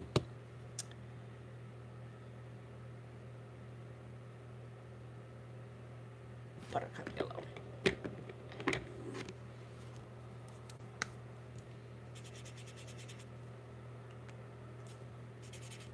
Cup yellow is not yellow enough for this.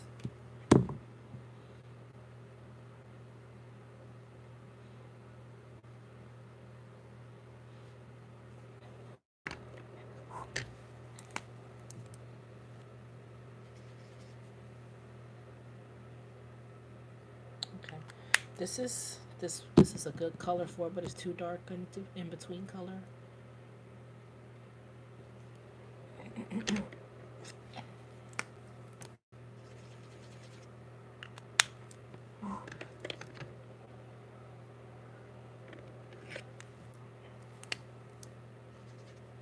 Too dark.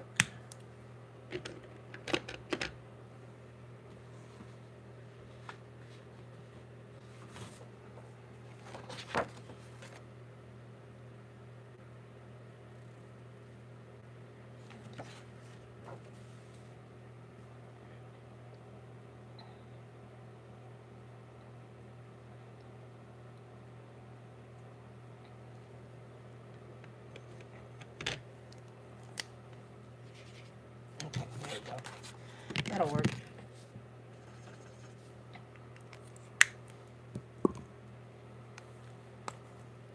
That is why that should work, but it may be too close, but we'll see.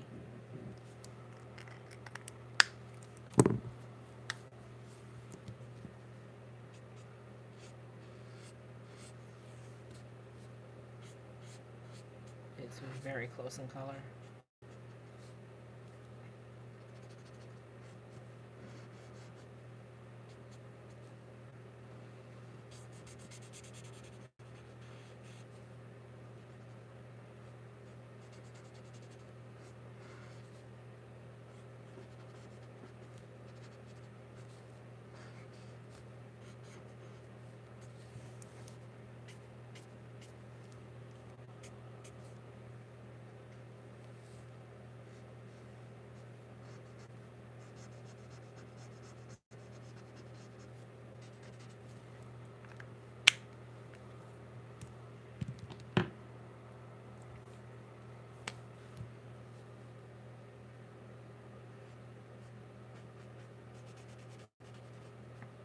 Now, when you're doing the skin tones with the shading, skin tones can be a little bit tricky in the way that you want to make sure that you're using the same temperature.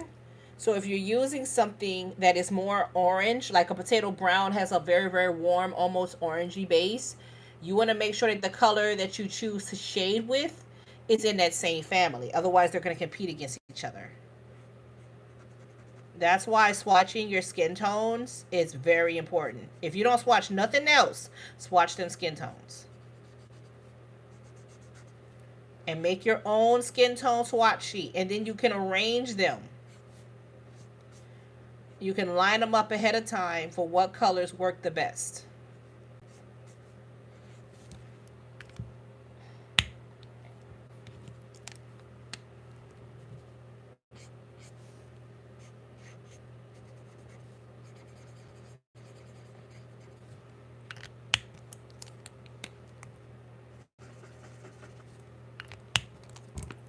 That is... Oh, excuse me.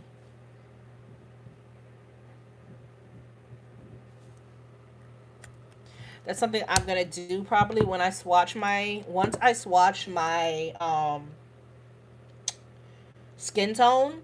I'm going to arrange them to where the tones that work best together are right next to each other, so it's easy for me to keep going. Any questions?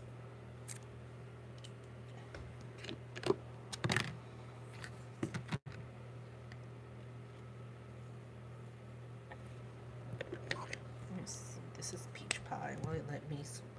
Will it let me give you some blush without lifting? It lifted a little bit. That's what I was trying to avoid. That's why I say some of the darker colors, it's harder to get the blush look on them because it will lift. And it won't blend as well.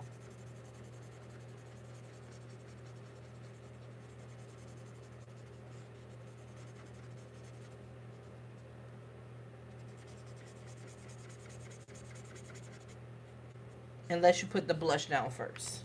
Then you may be safe.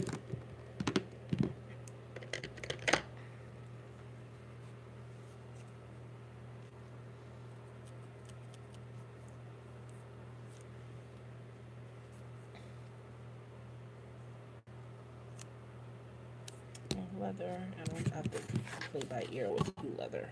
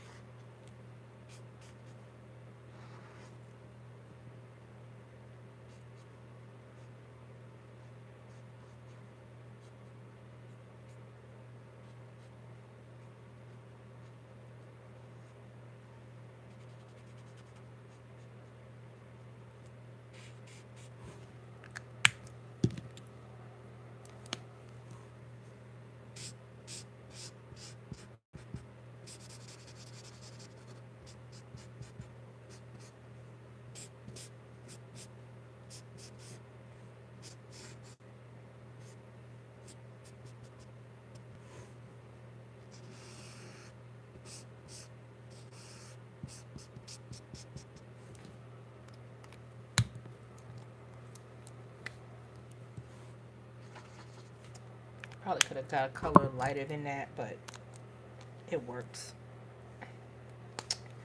This is E 130. And then if I want to go a little bit darker than E 130, I believe there's a color called Pecan that will work. Yep, Pecan.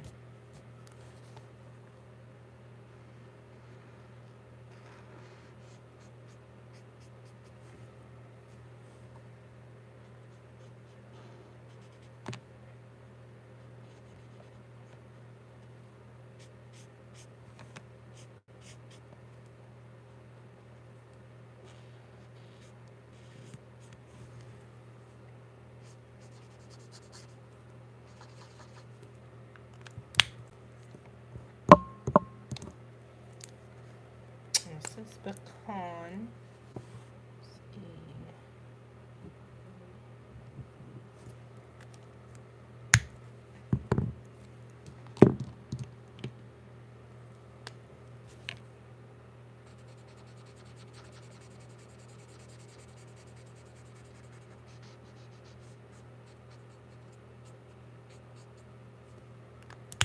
I believe this is the color combination that I did when I did my Gemini page. Pretty sure that was the color combo. Let me see. Pretty much. Yep, that's pretty much, that was their color combo right there. The difference, color pencil.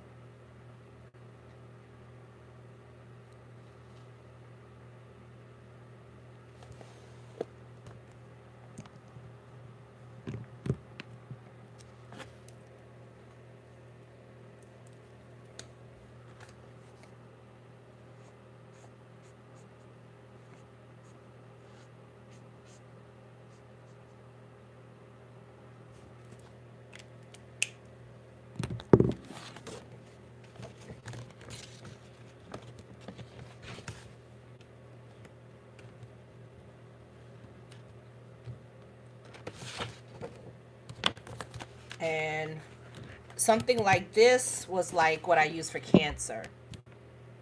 So if you were curious as to how I did this, this was her base, and then of course I shaded her. Now I shaded her with blues and gray and purples, which is why she has this like iridescent quality to her skin. But these were her base colors. You can actually see the blush peek underneath here.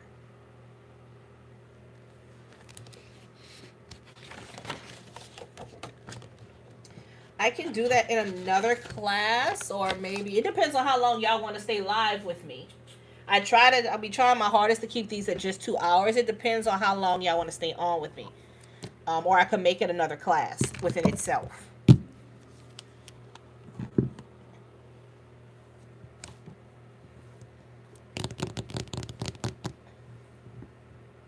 And now that TikTok's back, y'all will see coloring stuff on TikTok as well. So y'all don't have to worry.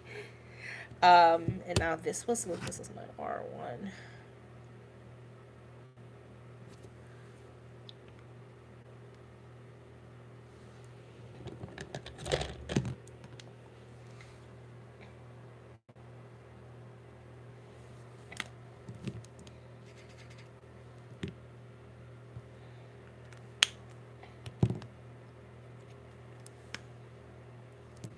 It's a chestnut, but I don't know if I want to use chestnut too much.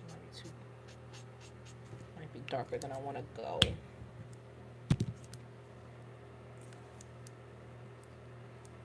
This is a yellow, so it's darker than I want to be.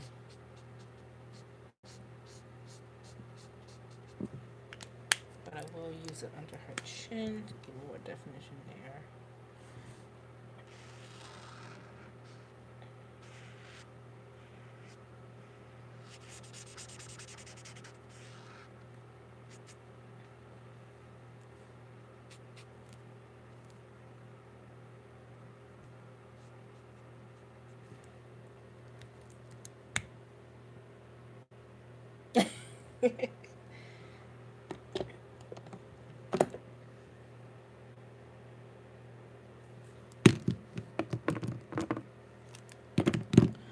Try using my purple from earlier.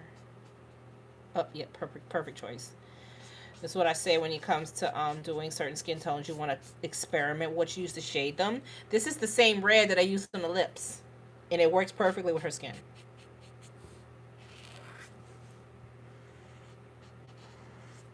And it's a purple, but it's perfect to shade her skin with.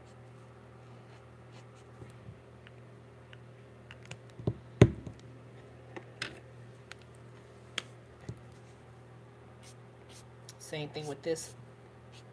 Same thing with this color. See, that doesn't even look like it would be used on a skin tone. So you have to play around. You have to experiment.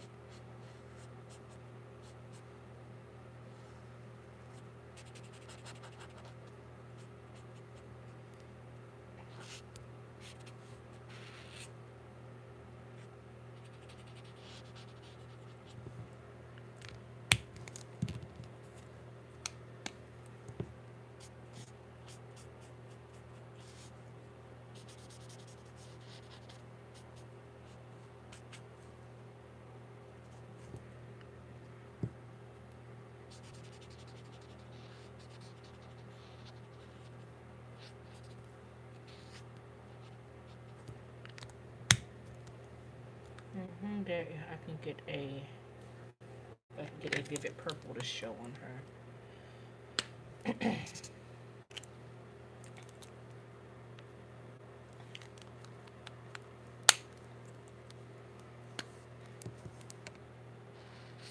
Oh yeah, that vivid purple's nice.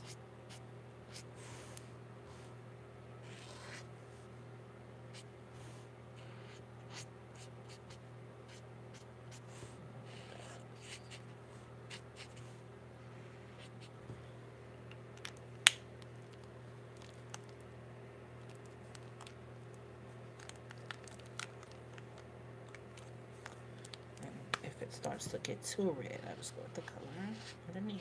I don't know.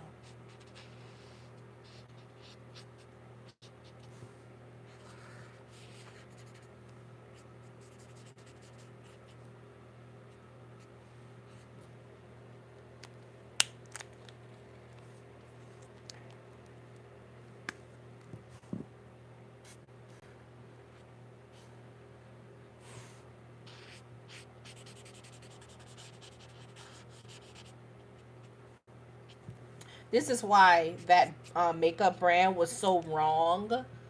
You remember the makeup brand? What was that, last year or was it 2023?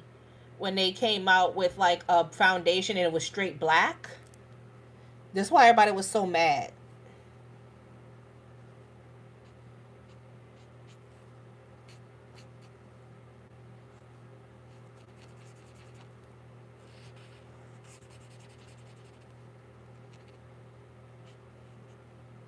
It's like you do not use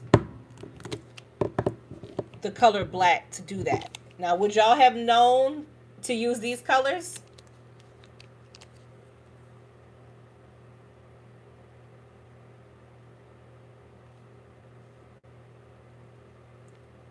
as skin tone colors?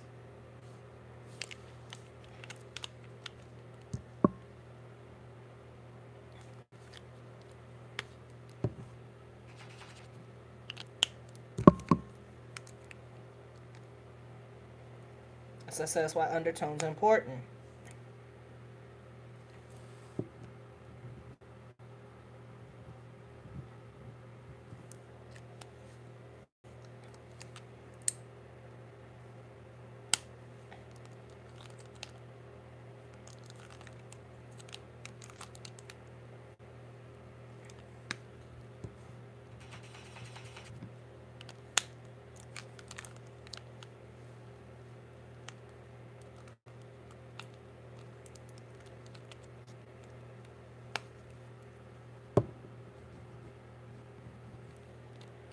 And you really don't need the vivid purple. I just like the way that looked for me, so that's why I added it. Gave a little bit of an undertone.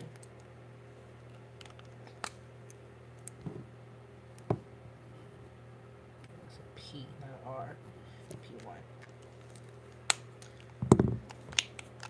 I feel like this one needs an additional shade, but I don't know what I want to choose for it. What about natural oak? Technically, they could all use 4 shades. Is natural oak dark enough?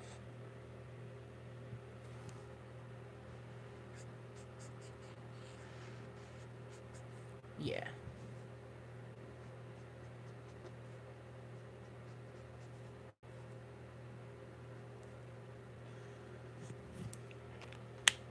And natural oak.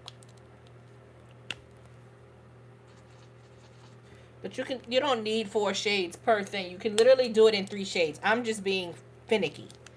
You really only need 3 shades. This was a blush.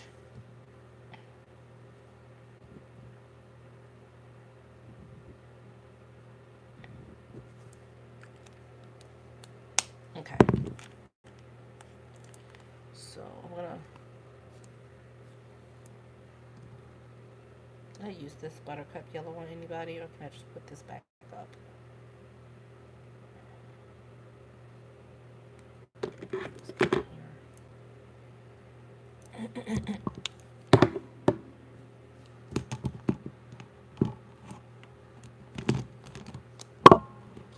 Okay. Now, this is what I'm going to use as my reference.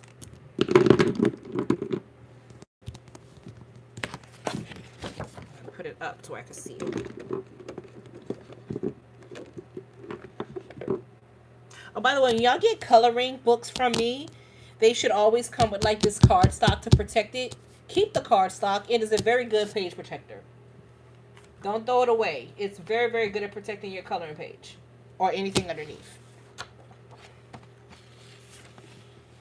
So now I'm going to go to this page. Just a little more detailed. I'm going to use the same ones.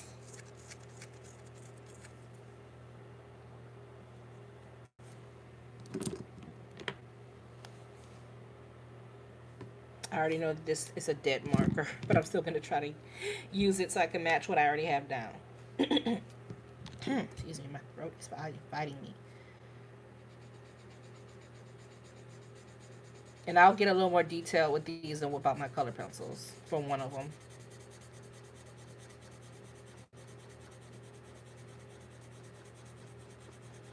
Since I know this is a dry marker, I'm being very particular about doing my little circles.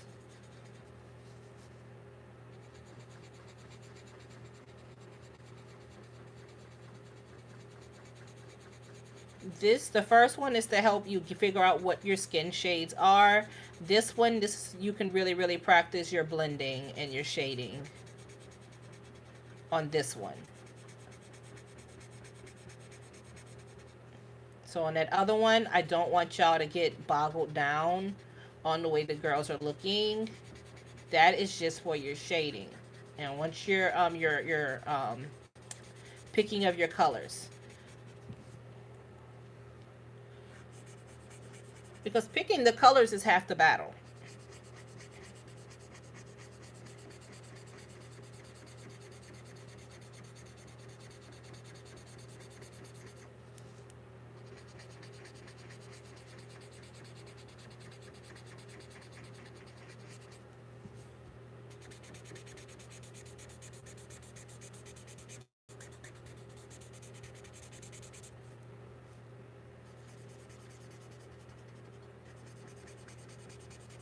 And if anybody has to leave, don't worry. There will be a the replay will be up because I know it's Sunday.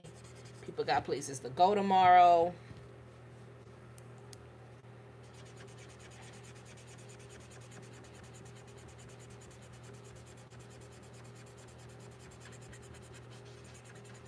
And yeah, and there's an art form to that. So I wouldn't be worried about it. That's why I said one of the reasons why I arranged my swatches the way I did is because I wanted to lessen the amount of time that I use picking colors. But there's an art form to it. I should absolutely pick my colors out before getting on these lives. It'll probably save me a lot more time, but I don't have a lot of space up here currently, so I don't be wanting to have markers everywhere. But I'm gonna try to be better about that. Okay, so I got her base down. It looks horrible because that's the marker is dying. That was her base. Now I'm gonna get leather. Wait, let's test something. I want to test my leather versus my potato brown. Which one is lighter? Okay, I'm actually going to switch this one up, and I'm going to use my potato brown as a base because it's lighter than the leather.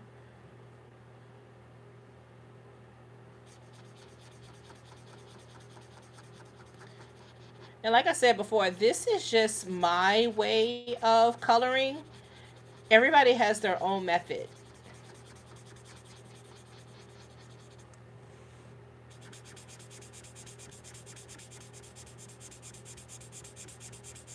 Don't be afraid to develop your own method. There's no right or wrong to do it.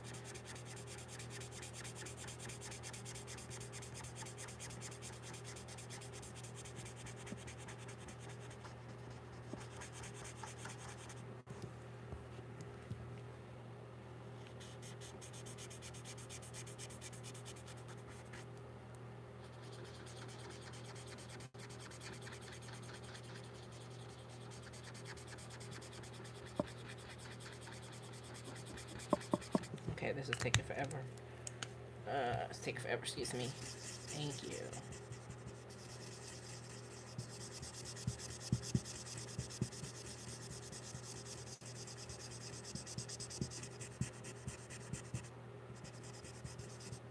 Oh, and if you accidentally go into the eye or anything, that's when your colorless blender comes in handy.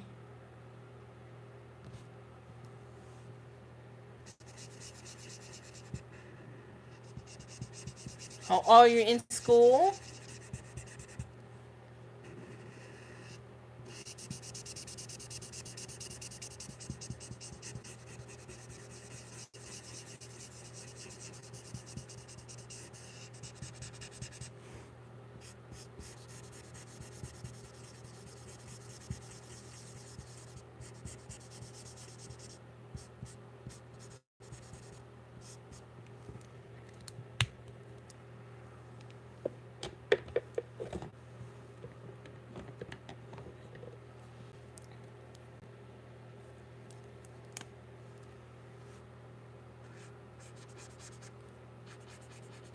It's much better. I had my potato brown was dying, but I had a second one.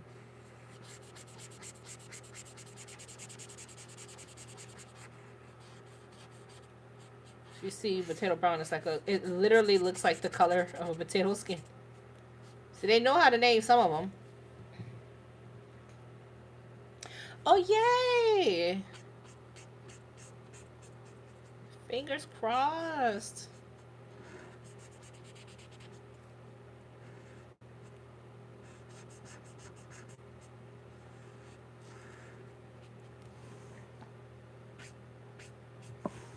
And since she has cheekbones, I'm gonna put a little bit of extra on her cheekbones.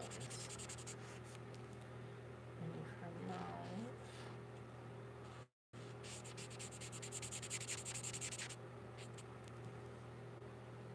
Her nose. And if you want to practice doing like light directions and everything like that, like where's the light coming out on the face, that would be a more advanced class for me if we were talking about light sources on the face and everything. But there's always resources on that online in the meantime.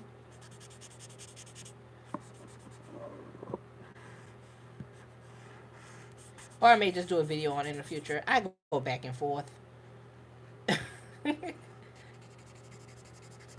Okay, that was potato brown as a base. There we go. Let that dry. Down here, we were using beige barley.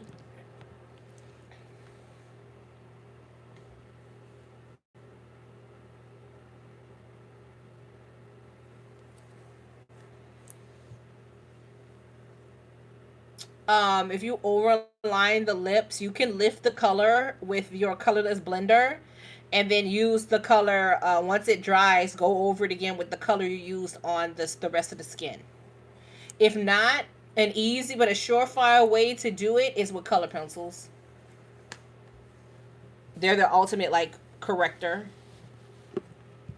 A personal attack. A personal attack. That red onion pushed the paper over. I saw it.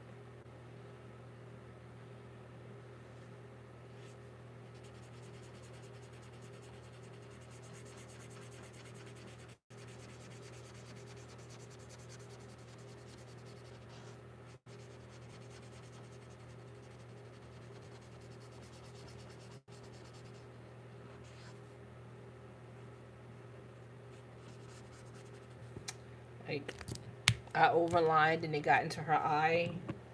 I'm just going to use my colorless blender to lift some of that color. Now, if you have acrylic markers, those help too. I'm going to use that colorless blender to get some of that out of there.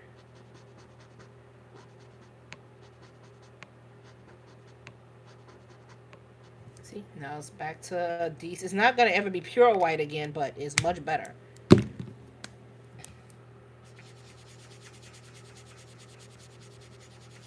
Also, when you're doing the face, try not to lift the marker because it may leave a line of where your marker stopped. So I try to keep going continuously. I just remembered that after I lifted it, I was like, wait, no.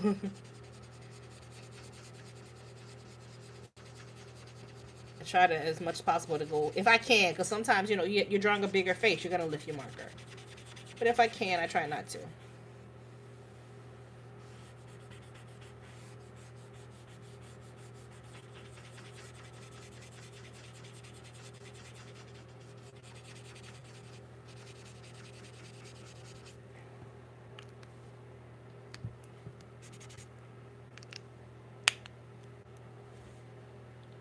What do you mean you're scared of the color pencils? Am I gonna have to do a whole color pencil series? Because I was trying to figure out what I was gonna do next after this series is over. I was trying to figure it out.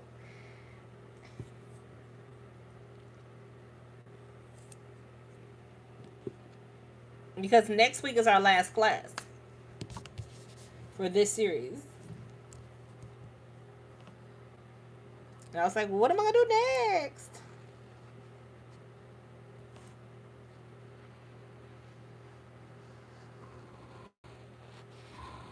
Aside from a series on vlogging,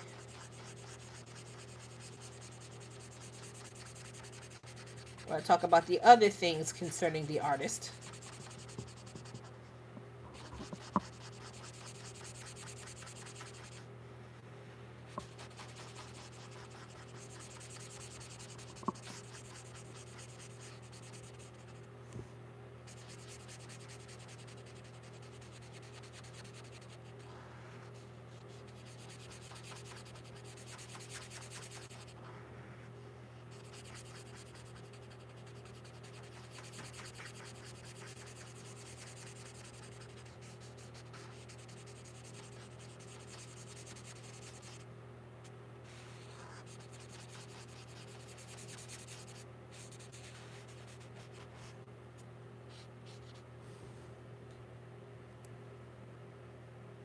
It was only 4 weeks, y'all.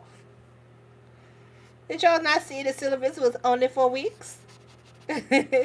Next week we're gonna go over coloring in an iPad too.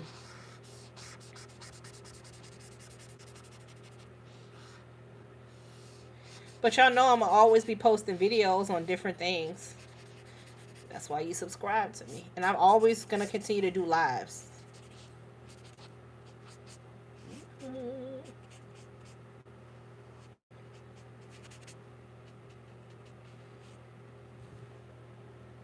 I'm not going no. This is my page. I'm not going nowhere. I live here.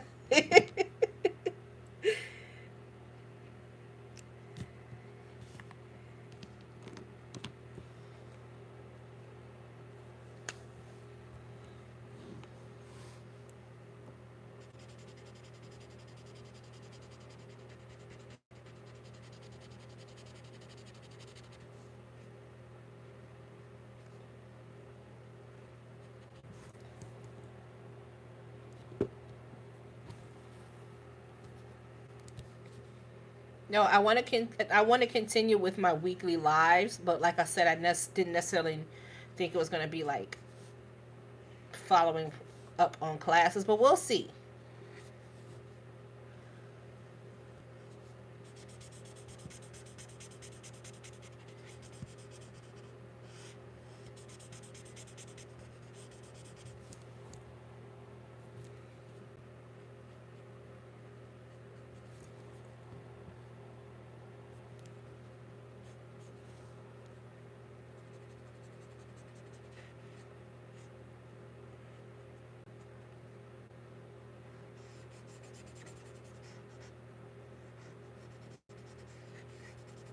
Okay.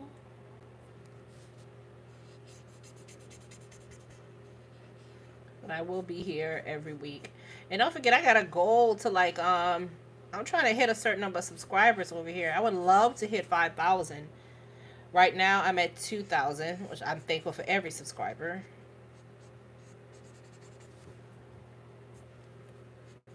And you would think when you have 170K on TikTok that it would be easy to hit that number. It is not. They do not want to leave that app. I was like, yo, they could take this app from us at any moment. Y'all got to go elsewhere.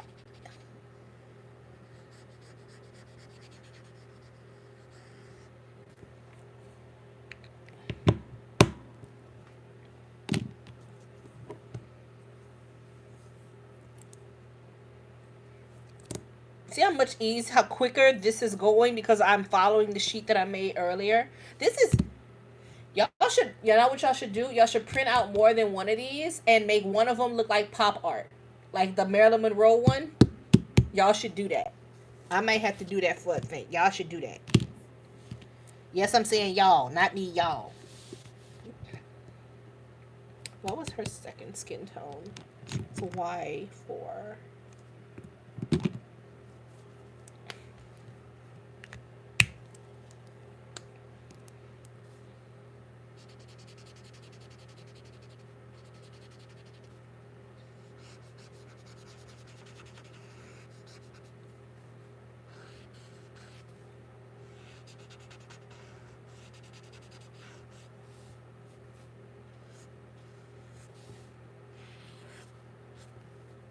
Originally, next week was supposed to be on TikTok live, but I think that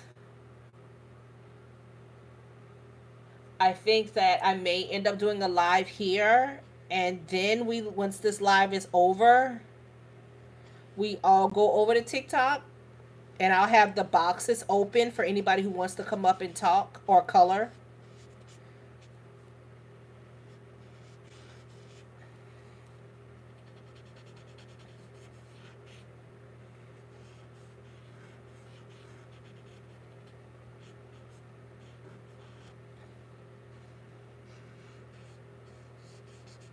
Because I feel like we've been rocking and rolling on YouTube so long, it doesn't make no sense to completely abandon it for next week. We should at least start over here, then we can go over to TikTok and color together.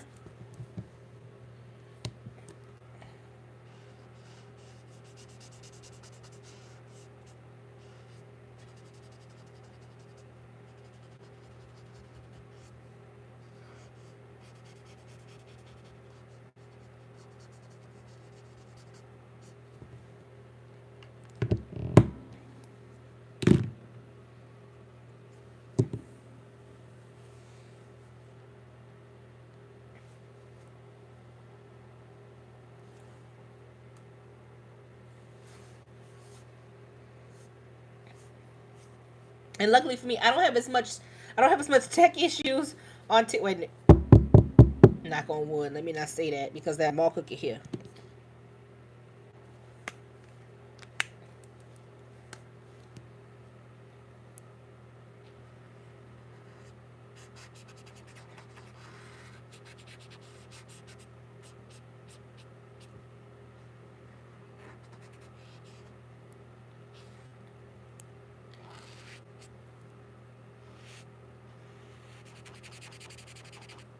Did y'all see the trailer for Bridgerton season 4?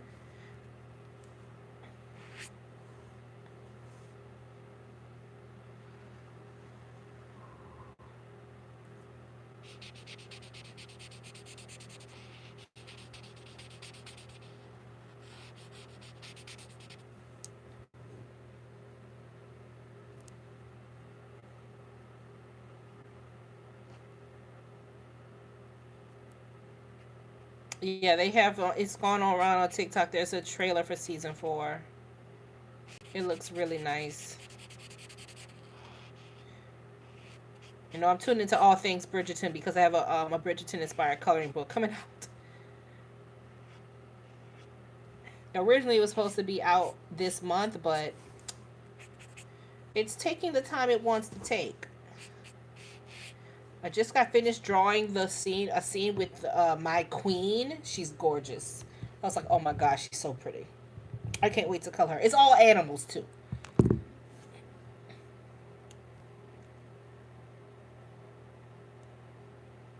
Yes, it's a very noisy marker, but that shows you this is a good. That's a very very good microphone. Like I said, I got this off of TikTok Shop. It's in my TikTok store. Um, I highly recommend this microphone if you ever want to start doing your own content. If you're gonna be coloring, it's a good scratchy marker. Thing. Stop it. Stop tipping over.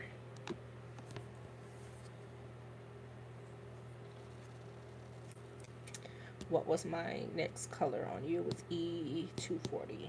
E240.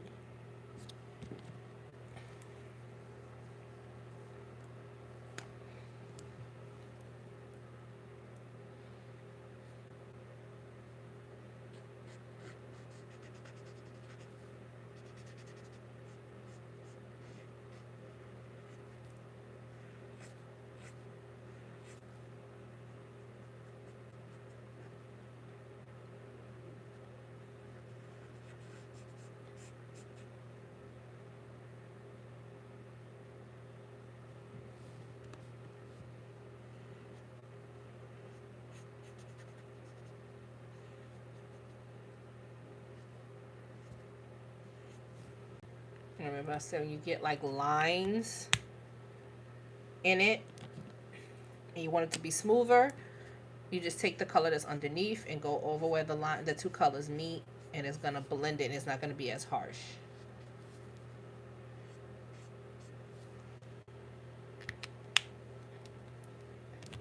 This one would look so pretty if my marker was not dying. But alas, my marker is dying on me.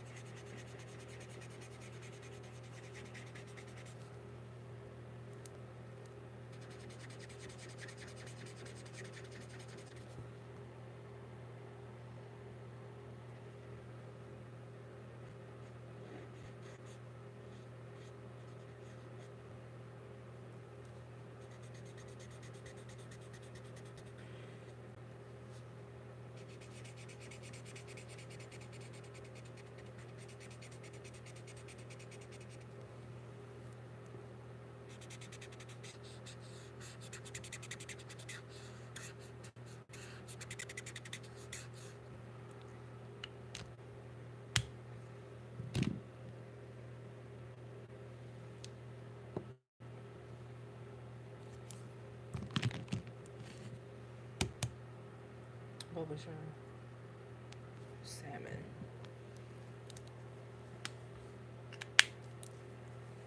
So I'll send an email out about the change in the class schedule from the syllabus. We've come a long way from when I first decided to do this.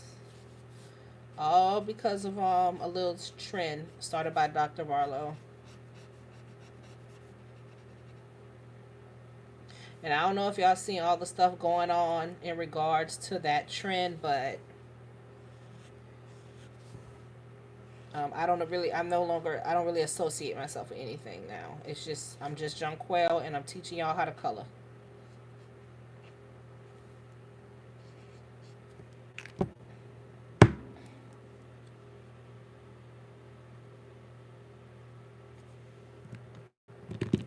Oops.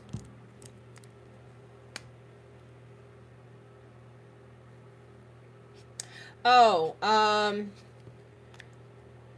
want to say, what was it, last month? There was a college professor who who was teaching classes on TikTok, or at least she was announcing her classes on TikTok to her students.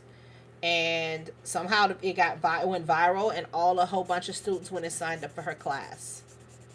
A whole bunch of regular people went and signed up for her class, and so a bunch of other professors saw that, and they started putting their stuff on there, and then a bunch of experts, professionals, and the whole thing started. It became known as Hillman Talk, and it kind of took on a life of its own. But then it started getting really weird. So, but because of that, that's why I ended up like wanting to teach a class too, because I saw all the classes that people were teaching, and I didn't see an art class. So I said, oh, this seems fun. I'll do an art class. But yeah, that's how it started. I had been wanting to teach, but I don't know. Sometimes I get in my own way. My imposter syndrome sinks in.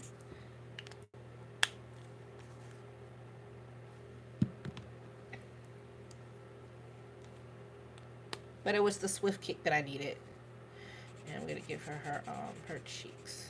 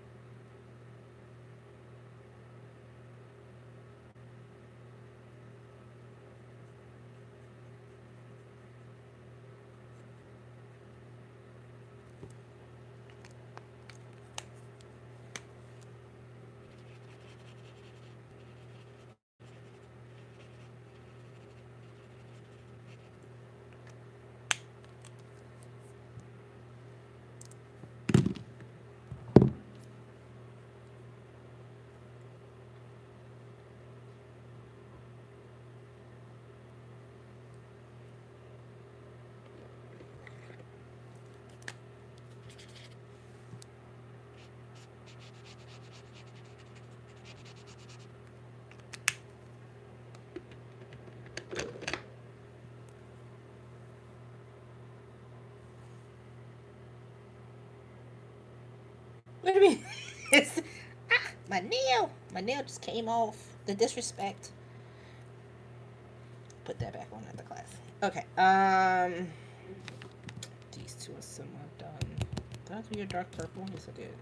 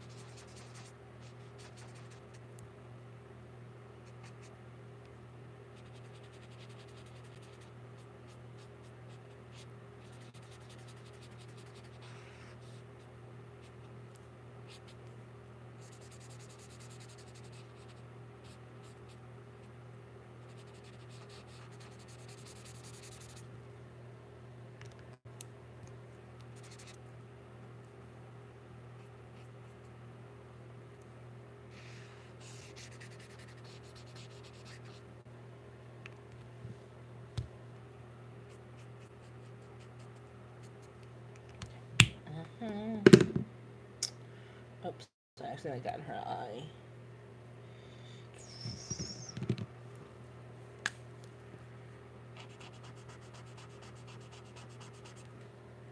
So I got to see how that is lifting that right out that eye for me. Look at that. And I think she does need a darker shade. I think I'm actually going to use the potato brown, even though the potato brown might be too dark for her, but I'm still going to use it because that's what I have available. And I'm not going to go back in there and pull another color. I'm just going to use it sparingly to give her some shading on her eyes. And her nose. Edges.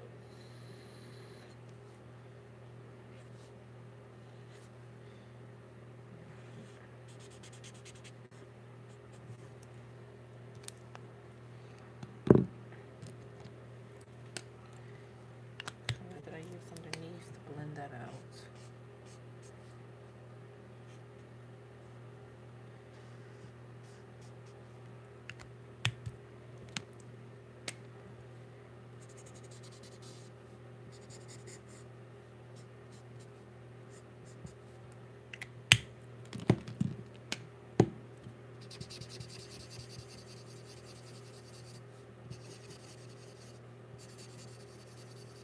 I didn't do all that. Oops. I'm going to go for it now.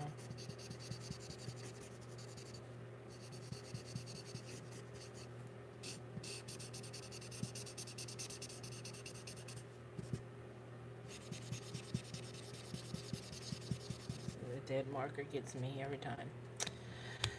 Okay. Did I give you all your? No, I didn't use. I didn't use the pecan on you yet.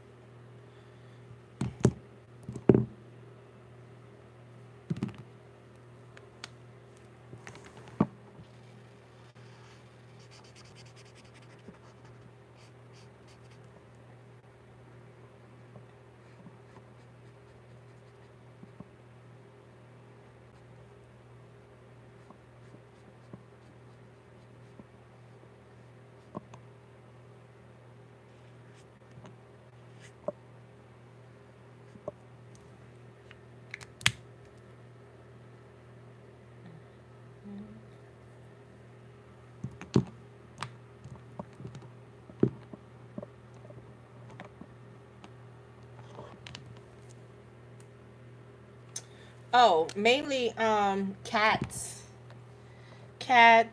little dogs, foxes,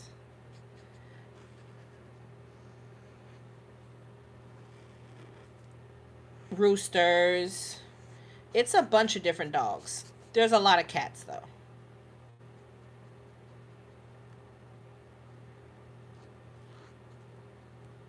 It's mainly because you're following and by when I say cats, I mean like leopards and stuff. But it's mainly because you're following like certain characters through their debut. And one of the three characters that you're following a cat, a little young cat lady, a bunny, and a dog, a very very very fancy dog you're following, and you're also following the Duke, and the Duke is a leopard, and of course there's the Queen. The Queen is also a cat. But one of my favorite characters is a rooster. He's an earl. His name is Chanticleer. Like bonus points if you recognize where their name comes from. And I'm also showing my age.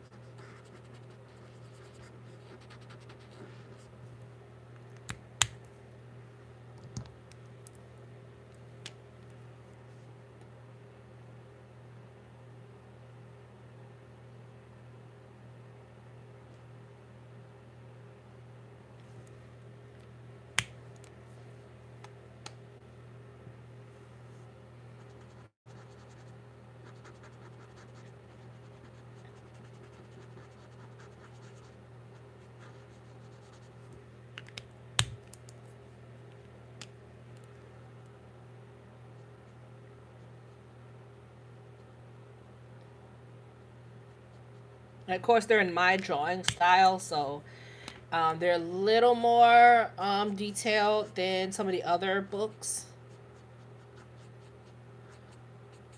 It's still a Jonquil book, even though it's animals. So I'd be like, this is as simple as I can get for y'all. It's still a Jonquil book. I think I have them around one of the pages out here somewhere I was working on. I do. Um, I was like testing a page before. So I say, still me. It's just me with animals.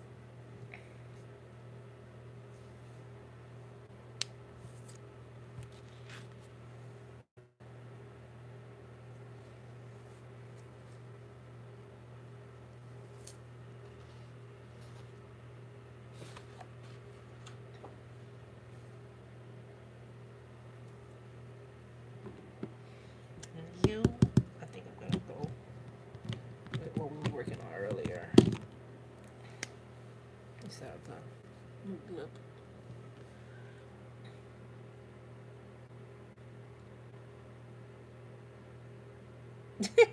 Well, at least, well, you know what? One thing I wanted to say about when it comes to picking hobbies, if you're gonna pick out a hobby, do not monetize it, because if you monetize it, it's not a hobby; it's a hustle.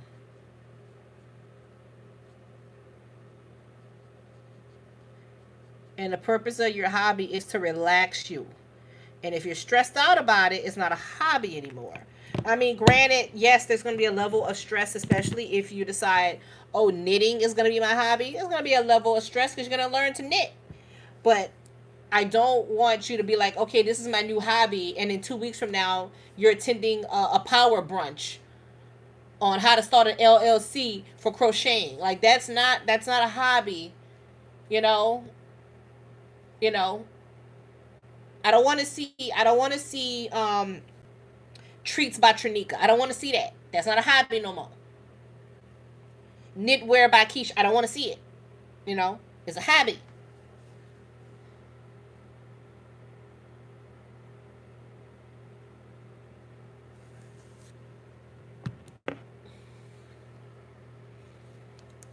Because we have a tendency to want to feel like everything got to be productive. You don't owe anybody productivity.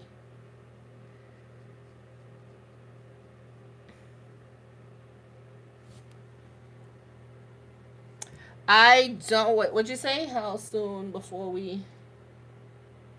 The coloring books are all my coloring books always do a pre-sale. They're always a pre-sale, and I'm still working on it, so I haven't done a release date yet. Every time I pick a finish date, it takes longer. So I decided to let the book evolve the way the book wants to evolve. But there will be a pre-sale on it before it goes out.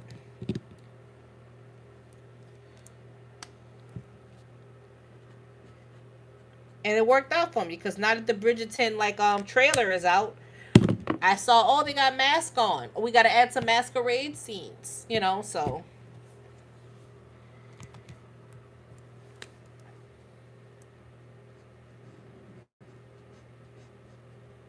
But I always do pre-sale so I could see, and then I'll start advertising it just so I can see how much interest there is and people be able to pre-order it.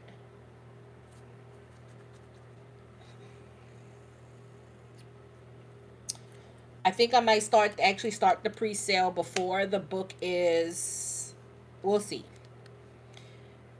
The only thing with pre-sale is I'll do pre-sale and people will sign up for a pre-sale, but they'll be emailing me every other day where their when their book is going to ship, and I'm like, it was a pre-sale, it was a pre-sale.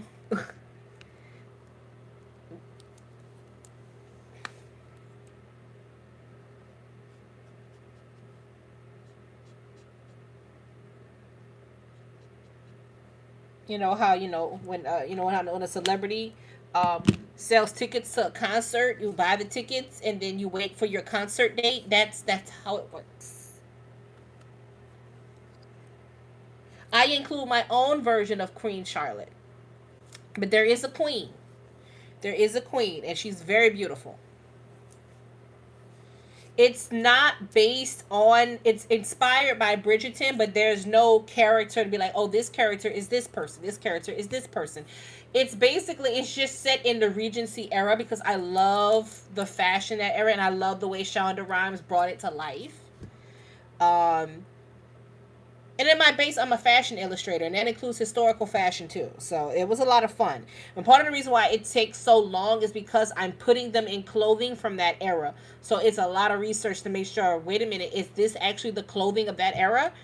Or am I mixing their clothing up with like Marie Antoinette's? I'm like, I don't want to do that.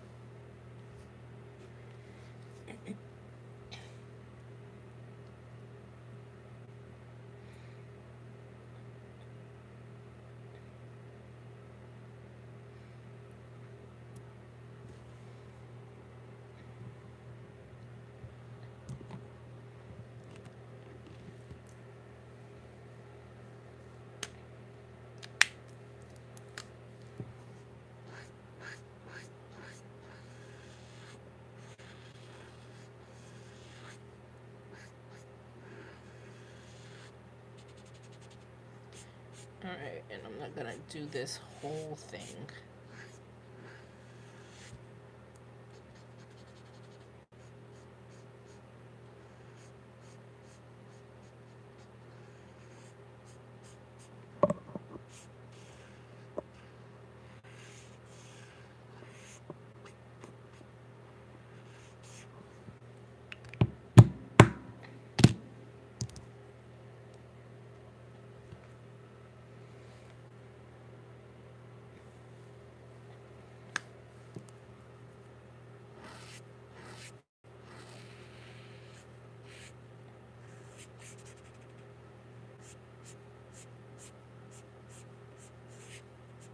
Oh, and this goes to the question that was asked earlier about like knowing what colors to pair with one skin tone. Because I know that she has a red tone in her skin, I know that this color is gonna work on her.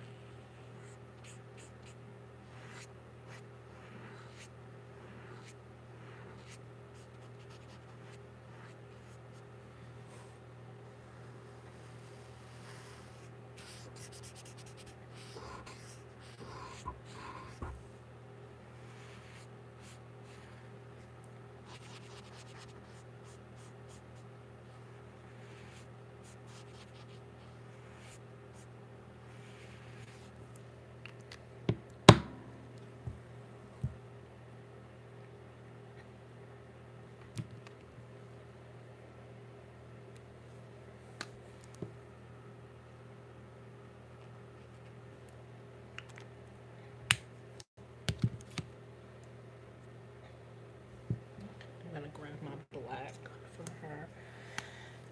Because sometimes when you're dealing with the darker colors on that, you got to go back in and reinforce the black around their eyes.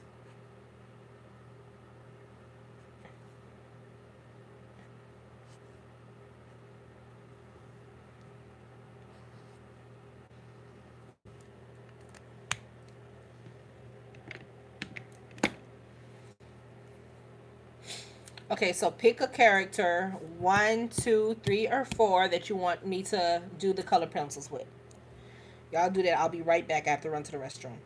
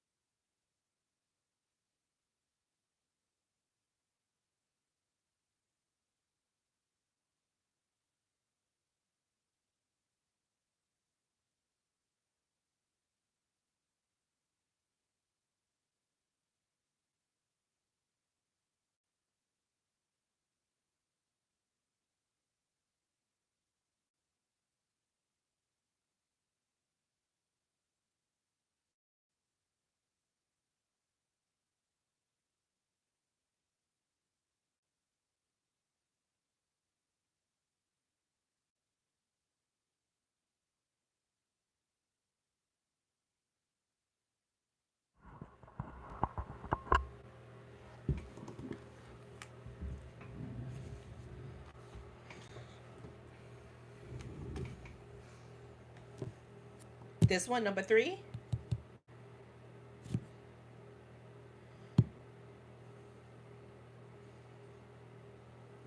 That is one, two, three, four ish for number three. That's the one y'all want to see me shade.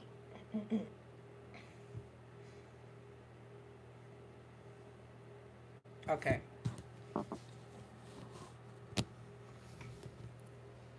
But she somehow ended up a lot less pale than I wanted her to be. I wanted to have a pale skin tone. Somehow she ended up being tan. She's giving Kim Kardashian to me for some reason.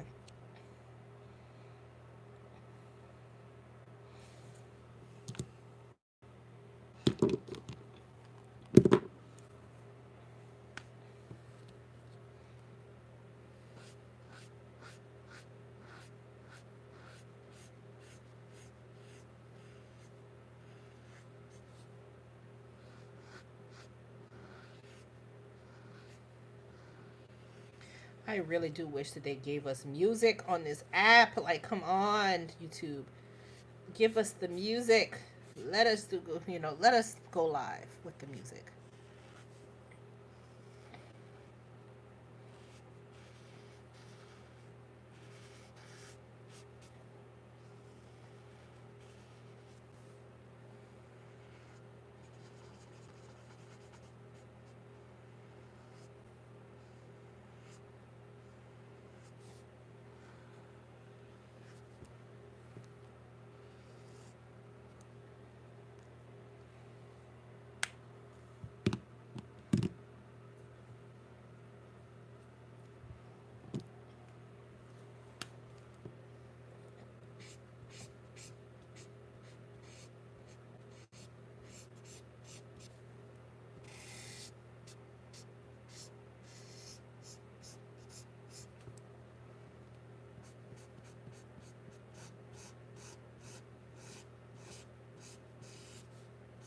Okay.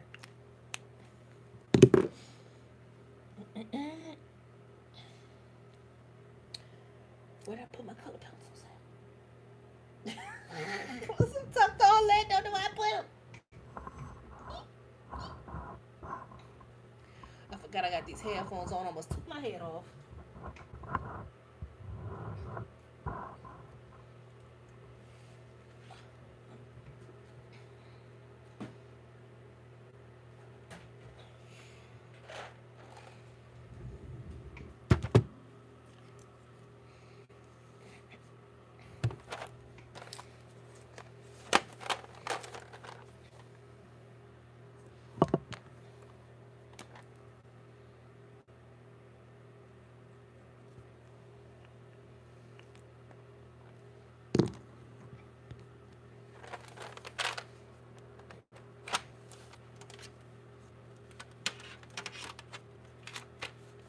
Okay.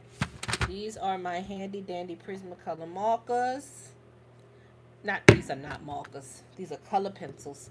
My handy dandy Prismacolor pencils and my uh, pencil sharpener. My brain stopped functioning. So first things first, I need to pick out colors that are gonna work with her. Any color is just not gonna work.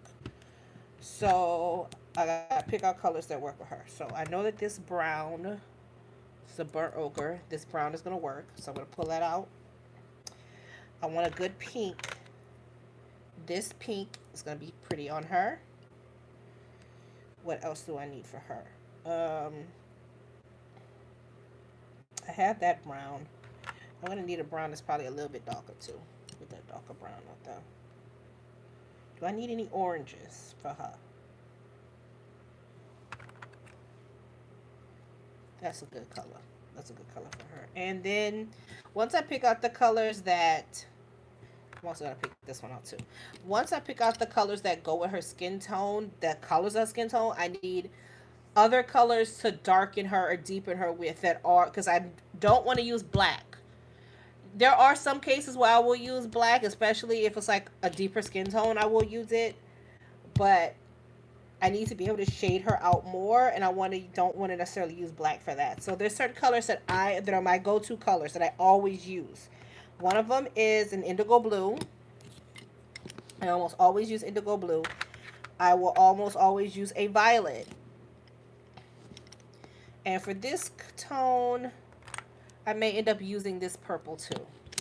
So there's a science to picking the colors. You just get used to it after a while. Do I need this peach?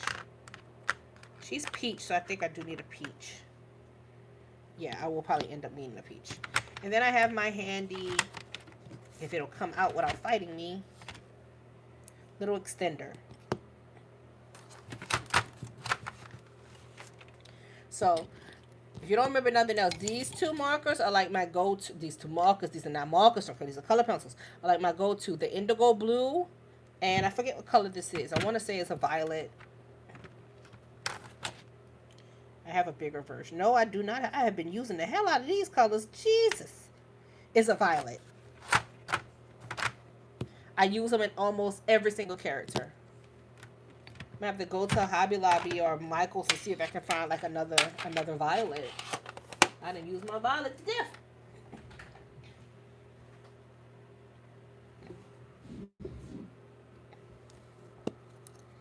And you always want to make sure you're doing this with a point.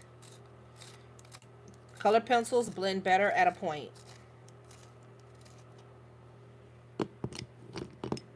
So got good points on them. I may or may not use all of these. We'll see. I mean, I need to.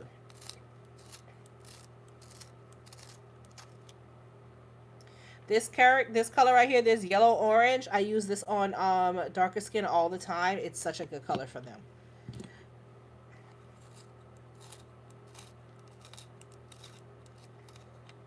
Let me get a sharp point on this peach. This peach is going to be used to blend out. Now, she won't need markers that much. I tell you, I mean, these are color pencils. She won't need color pencils that much. Like I said, a lot of times the people who have the lighter skin tones, you don't need to do much to them because the markers give you a full wide range. A lot of times characters like this that are a little bit one-dimensional, markers will help, color pencils will help, excuse me. Color pencils will help with the characters like this. And of course, this, to get your highlights, you are going to use the color pencils for this. So for stuff like this, you really don't need it, but this is the one y'all voted for. We're gonna go with it. So I'm gonna actually start with my. I don't need that one on that one.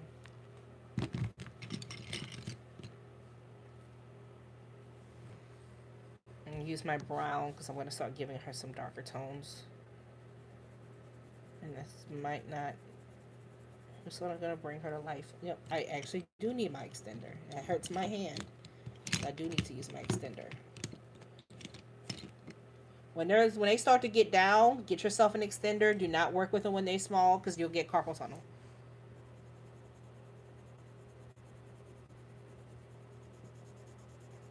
This is when your makeup tutorial skills come in. When I was learning how to shade, can y'all hear me? I just want to make sure y'all can hear me. I ain't do a sound check.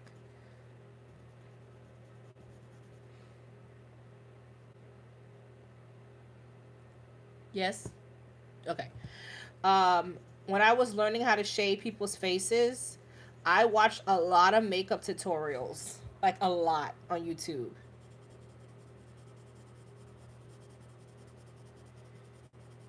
And I would pay attention to where they put their contour, where they put their highlight, because I knew that my girls were going to be fashion girls. And so my girls had to be shaded the way, a girl would shade their face. You can imagine the way my characters looked in 2016. They were contoured to the gods.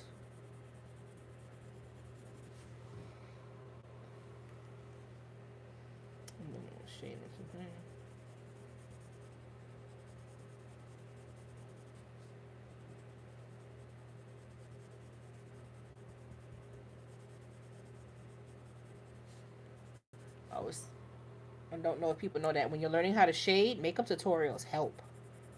Especially like if you go to like MAC and you see like the MAC face charts, those help. We'll see where we're at on time. But I'll stay on. Like as long as y'all want me to stay on, I'll stay on.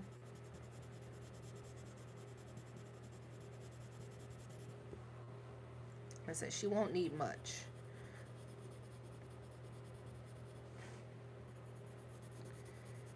I'm just pretty much enhancing her.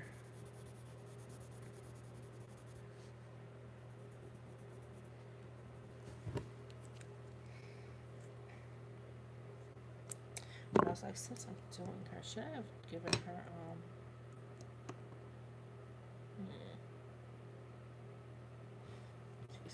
Excuse my hand.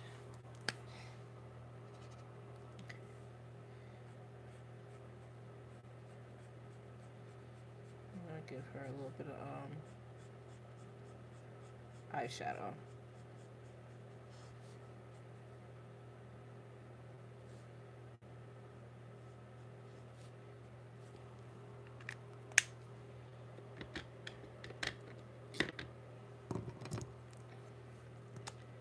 Now I'm gonna use this pink and we're gonna start bringing out her cheeks more. And the thing about color pencils, if you mess up with color pencils, you know you can. If you have a good eraser, I recommend this one.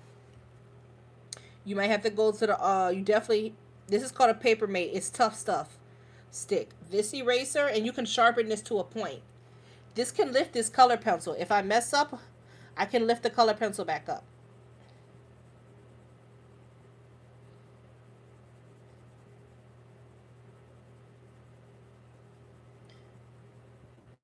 And with the color pencil, I'm moving in soft circles as well.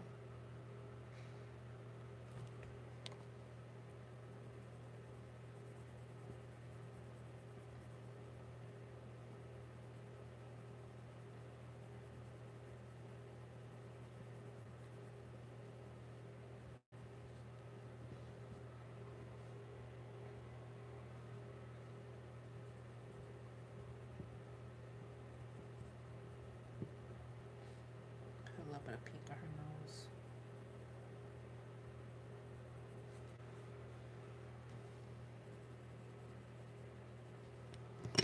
You can use the peach color to blend because she was a peach base, so the peach color pencil can really help blend her in.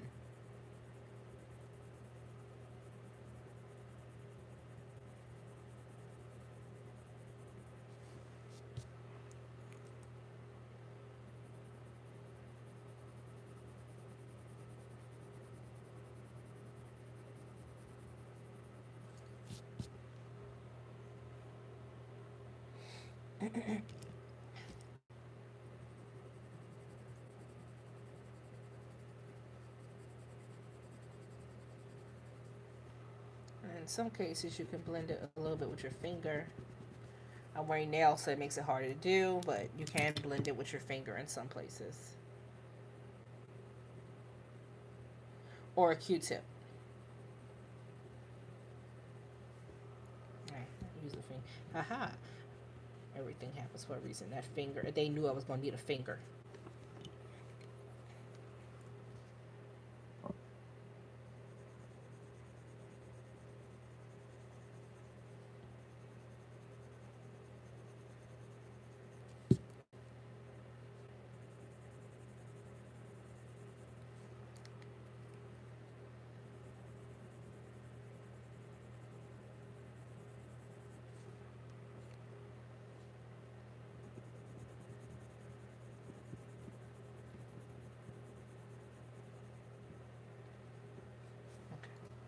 So that's the normal colors. If I really, really want to, pick this up, you make it really pop. That's when I start pulling out these weird off colors. You're like, why you need those colors? Just, they add the depth that I need without getting too muddy because they get to the point real quick. And they don't have the darkness that black does.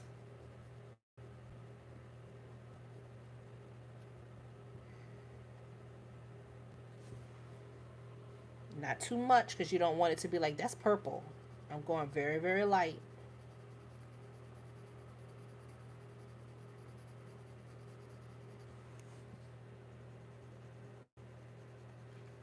Like I said, you don't have to use these when you're first starting out. It takes a while to develop this.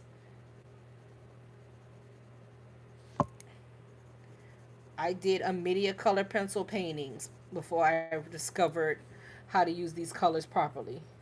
Many color pencil paintings.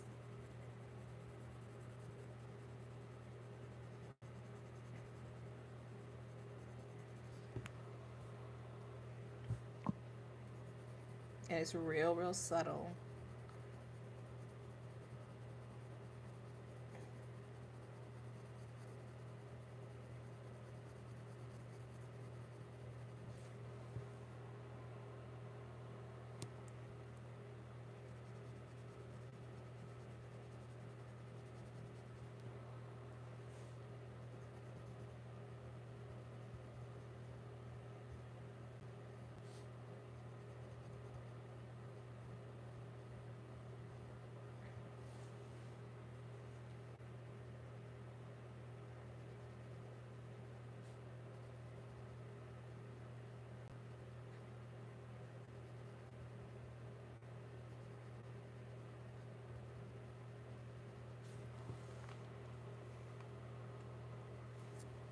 Let's see if I even need the blue.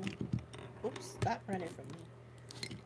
Oh, and I always use this white color in between the eyes. I might have to actually use acrylic marker a little bit to get the white in the eyes the way I want it, but I usually try to do it with color pencil. And then underneath the eyes here. There you go.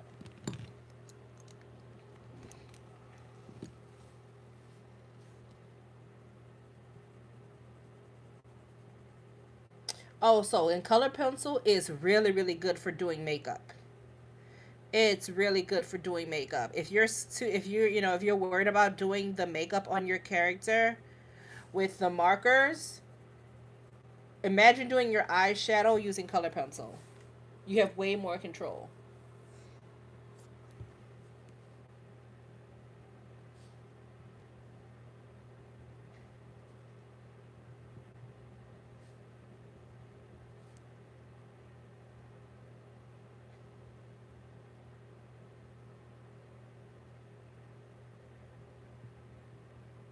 Yeah, that blue is just perfect.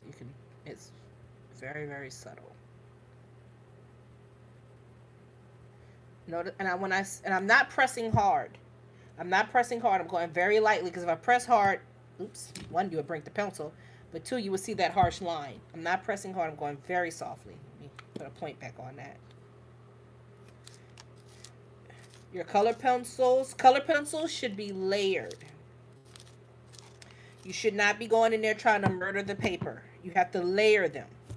So you're going to go in soft and you're going to build to that dark color. But here, I'm not trying to build to a dark color. Everything's supposed to be soft and subtle.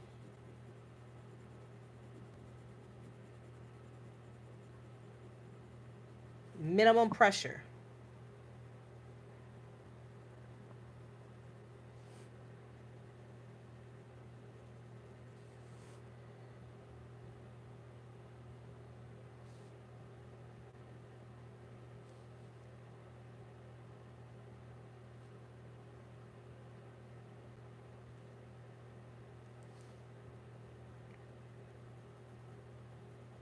But when you're first starting out, use the colors that are very, very close to what you're coloring. You don't have, like I said, you don't have to use these wild colors you see me using when you're first starting out. As you get more bold and used to it, then you'll start introducing them.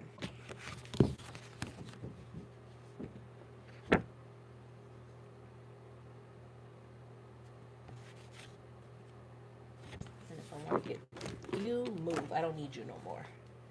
You want to get really fancy with it. Oops, come here, you. Also, I didn't even realize this. I should have used this to darken the eye. Give her eye more shading.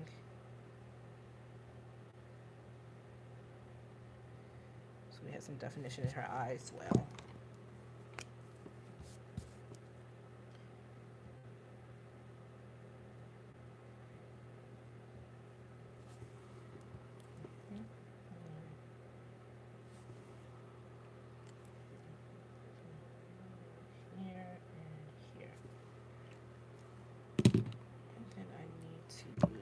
I'm actually going to press hard to get this darker.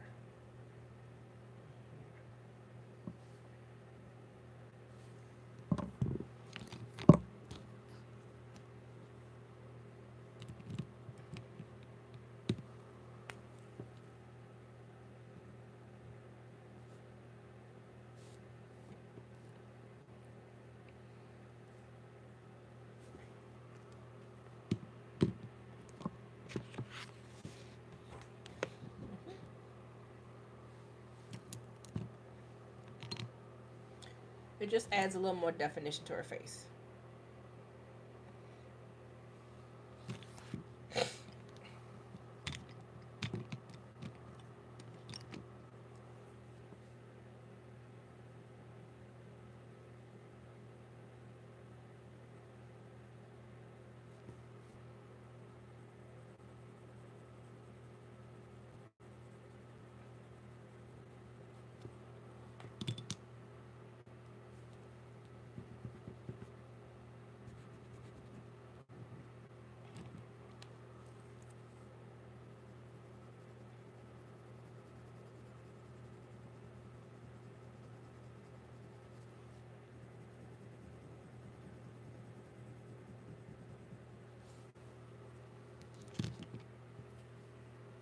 Okay, and if I do number 4, to switch my colors up for her. So I'm gonna need, I could put the peach back, that's for sure. I'm gonna need to keep that out. I may need this pink, so I'm gonna leave this pink out. I am gonna whip out black, but I'm very sparingly gonna use it mainly in the eye, around the eyes. What is this one?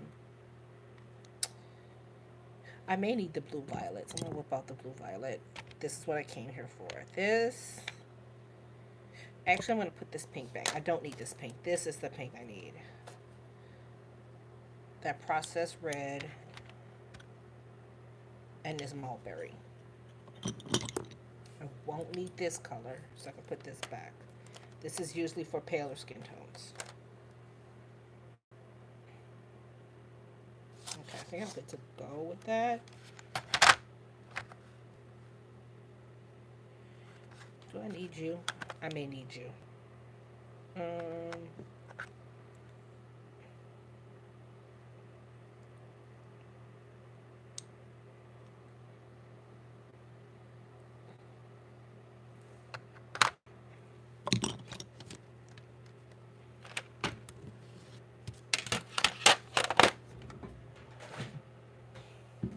So there's a few more colors. I should have put the peach. I should have put this cream back.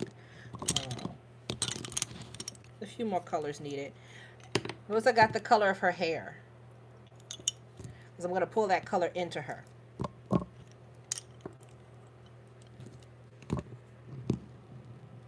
won't use this one. I won't be using this one as much because she doesn't actually have that tone in her, but we'll see.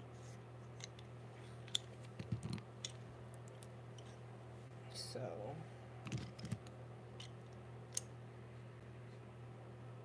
okay, let's start with, who are we gonna start with? Let's start with you. These two. I usually like to work from the outside in. I need to sharpen you.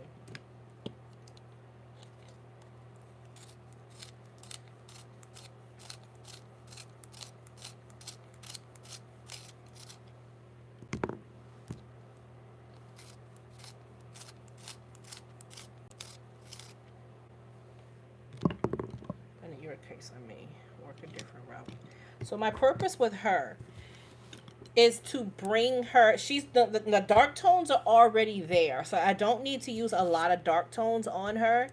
What I'm doing with her is actually working the opposite. I'm going from dark to light. With her, I went from light to dark. Her, I want to go from dark to light. I want to bring everything forward using light. So I'm going to start here with like returning some light to her face.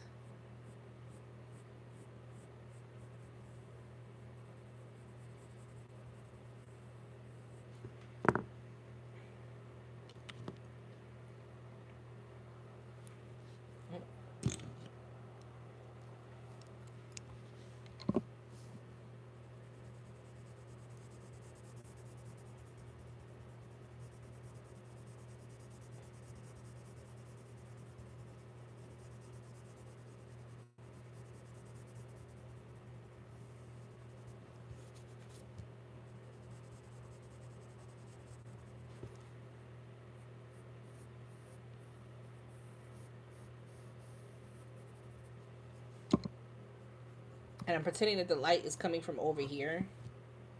So I'm going to light this area more.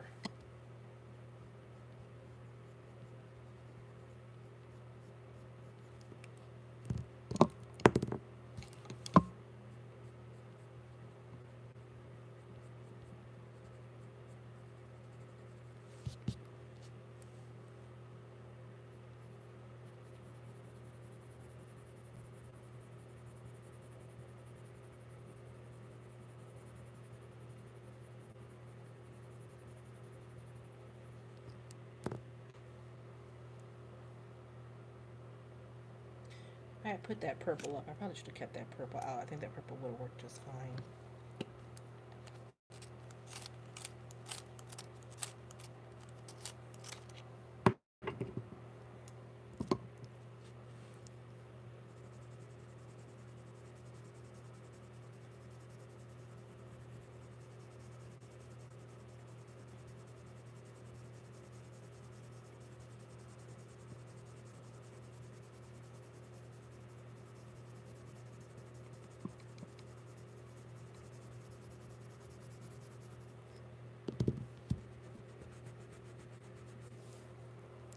And if I feel like I got too much of a color in there, like I don't like as gold as it is, like I said before, I can pull it out.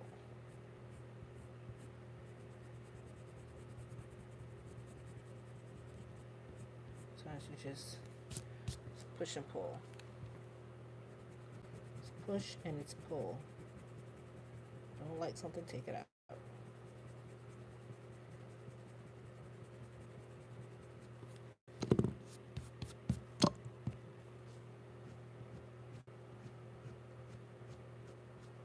Get out there.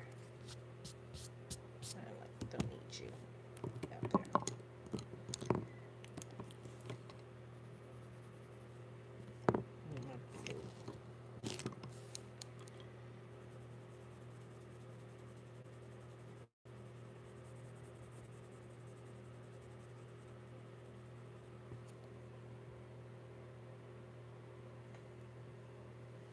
there. Mm-hmm.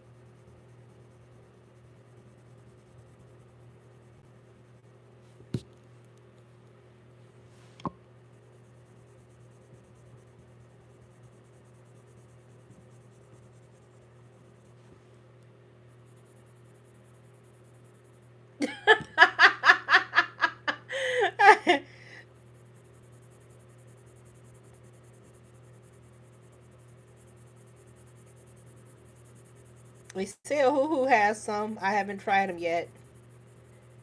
I said them people ain't sending me nothing else. I done trash talk they stuff so much. I said put her on the block list immediately.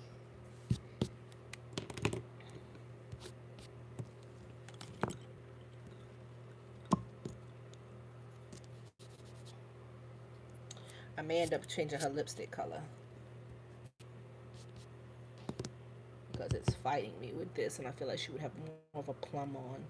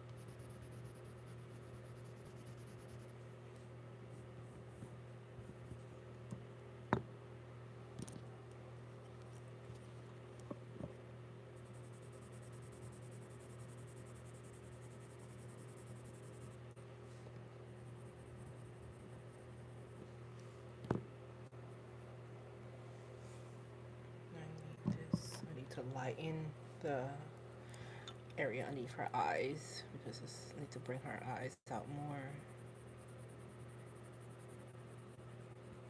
Like I said, you follow those makeup tutorials, they won't lead you wrong.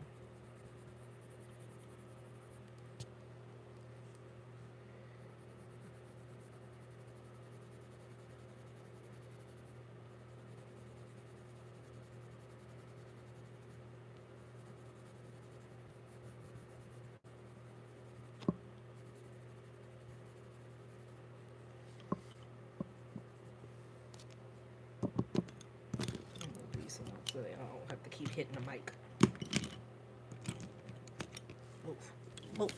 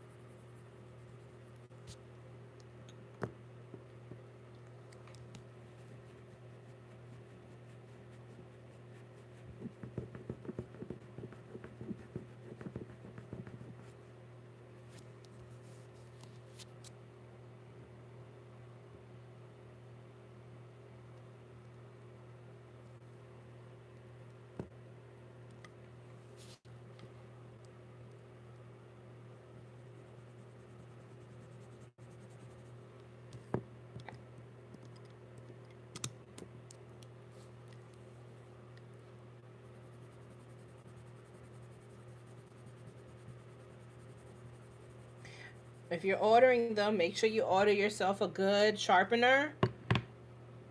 The sharpener, the extender, and also, like I said, the good eraser. These are all on. I need to add these to my Amazon shop.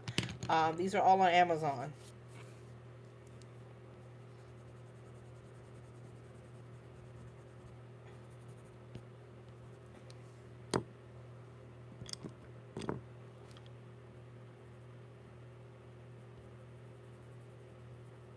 So it'll take. Sometimes it takes a minute for it to build up. I do need that lighter purple. I put that purple up, but I actually do need it.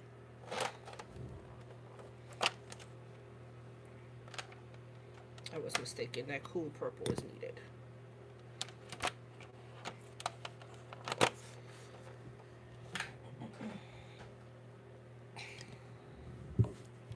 That cool purple is going to make her chin pop so nicely.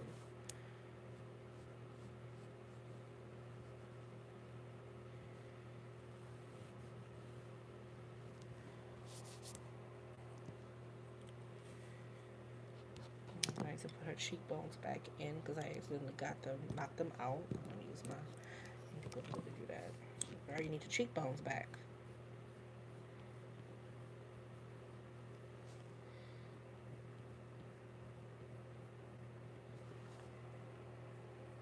And the money makers, you need them cheekbones.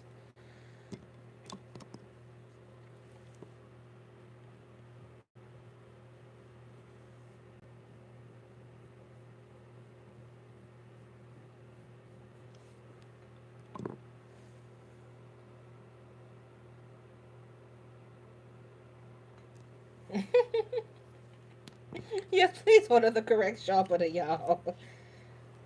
I mean, the Mac sharpener will work too because it's made for soft lead, so it will work.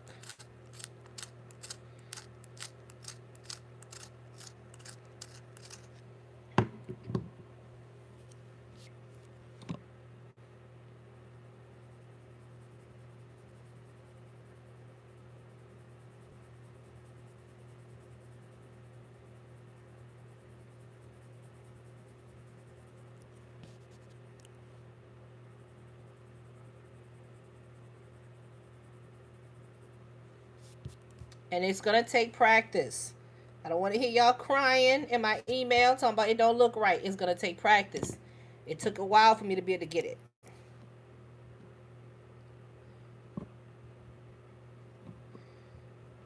But it was important to me to be able to do all skin tones. So I took my time with it. It was important to me for me to be able to do that.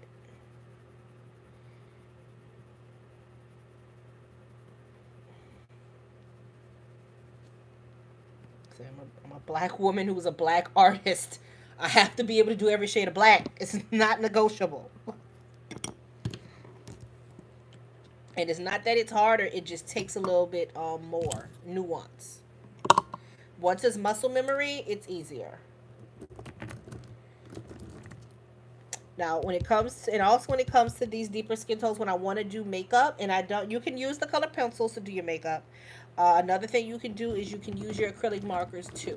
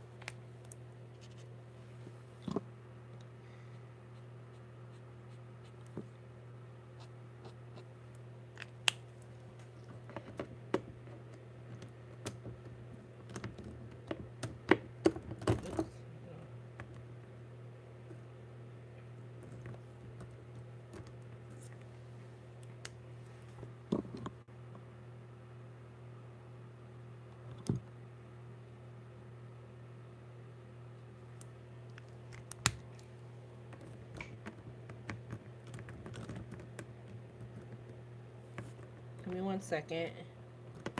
It's gonna be hard to see. I'm still not finished with it, but it's harder to see because of the wax. I'm using more color pencils, so she's gonna have more of a wax look, depending on the light.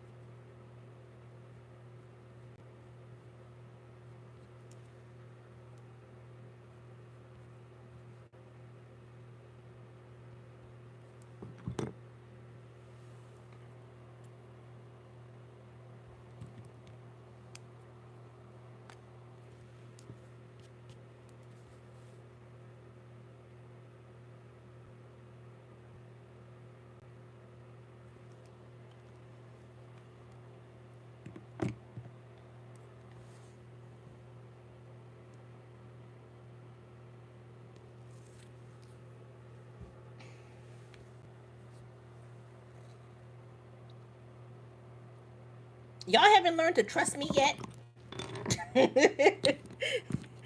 Trust the process.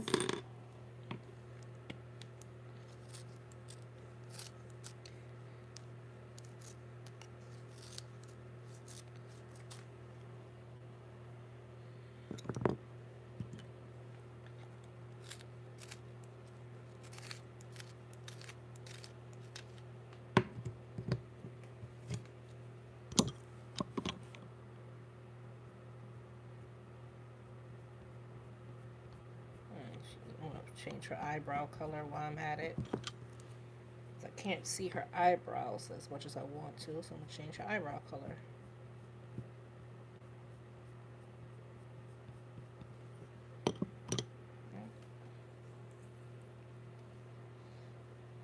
And then I need a black.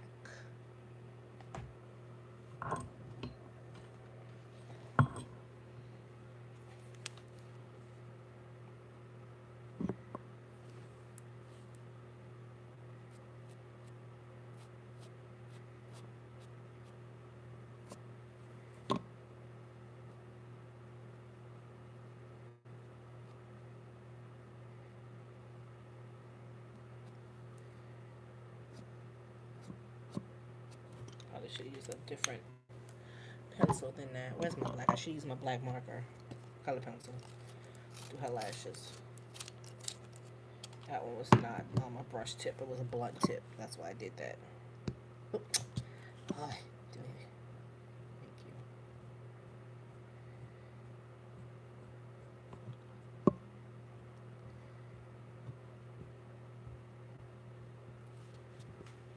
Now I have to fix that. Like I said, the one thing about acrylic marker, if you mess up, just fix that sucker.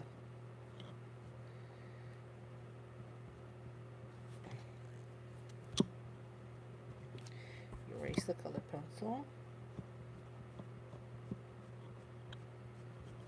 Erase the color pencil. We don't like the way they came out. So get you a good eraser. Don't like the way these lashes came out. If y'all don't move somewhere, dang. Y'all just all in my way. Move.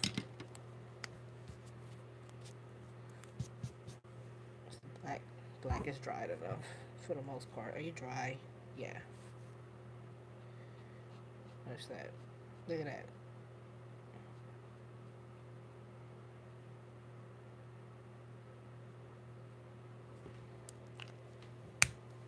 Like it never happened.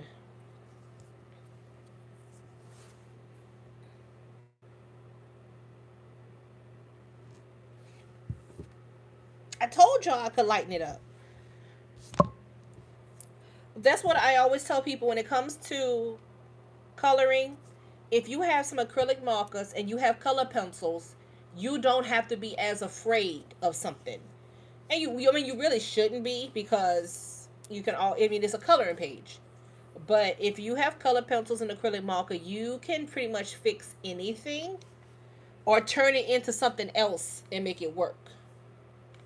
She's giving Grace Jones. Definitely giving Grace Jones, yes. And I ain't mad at it at all. I'm actually kind of obsessed with it.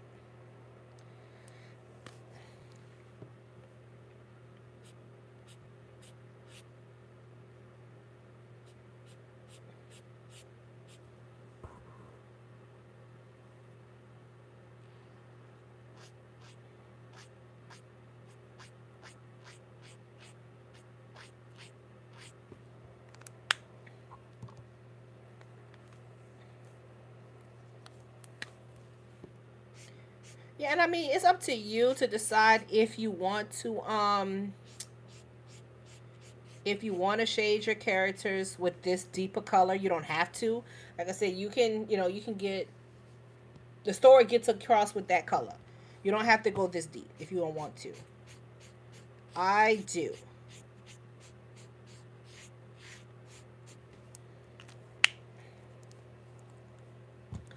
Give me. Now I'm in here. I might as well just keep going. Give me a dark natural gray. No, wait. Do I want to do that? I know what's missing. I know what's missing. I know what's missing. So I'm like, something's missing here. I know exactly what it is. Let me see if I can get the right color though.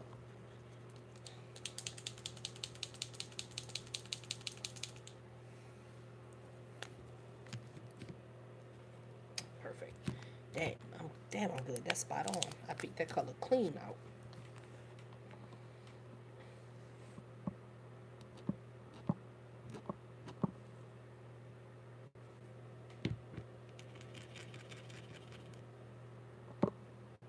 Maybe it go a little lighter so it'll show up more because she's absorbing it.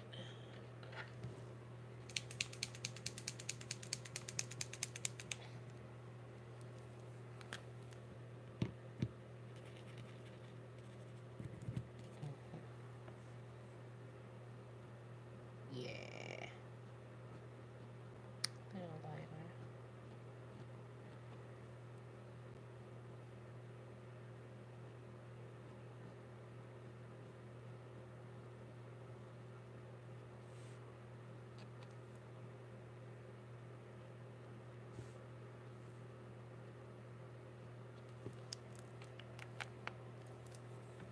Yeah, look, there ain't too much I can't pull off. Ain't too much I cannot pull off. And to make sure that matches, we're going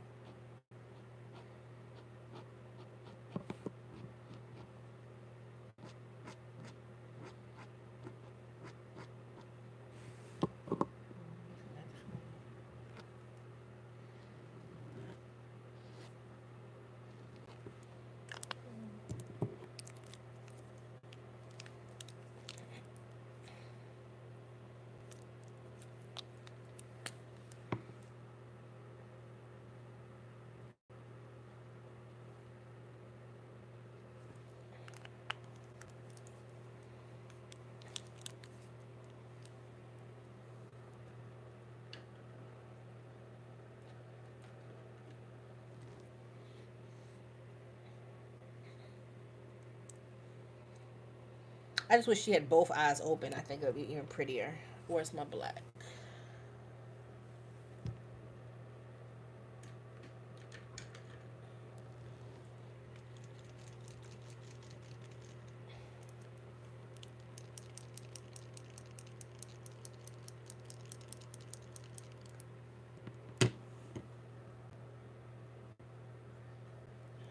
Change the color of her eye a little bit.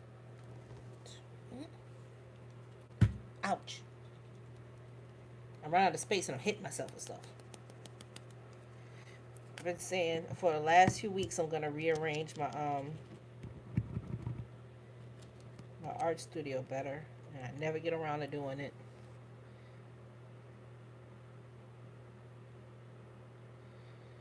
I didn't mean to put that much on there.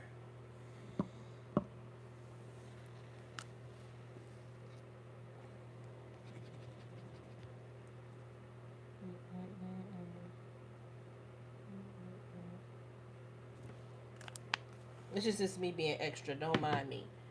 Um, Need to fix her eyes. Something was bothering me about it. That's the wrong color I grabbed. I didn't mean to grab that color.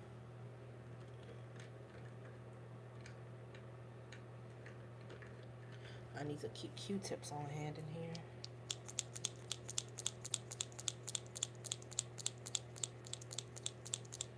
So too much came out of that.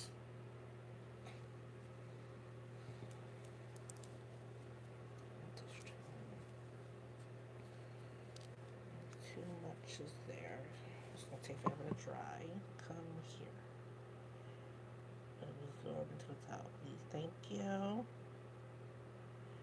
Thank you.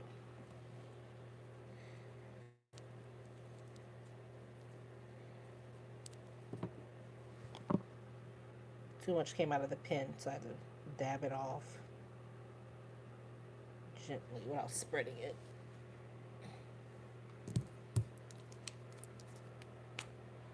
You have to be careful. Sometimes you can over shake them or over pump them, and too much will come out.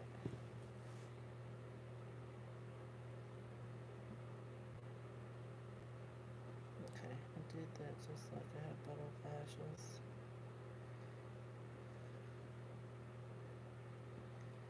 But it may just be that this is just too small a print for me to get the lashes that I really want. So I'm gonna have to just live with them. Ugh.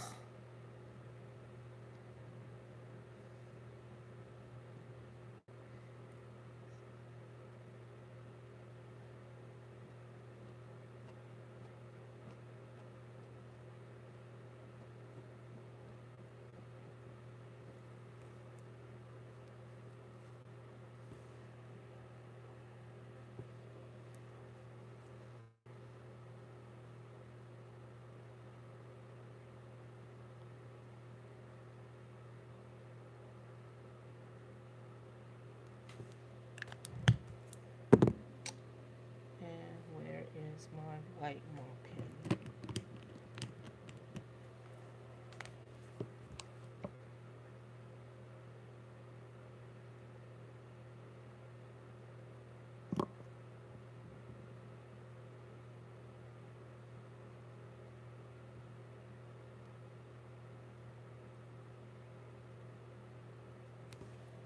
There we go.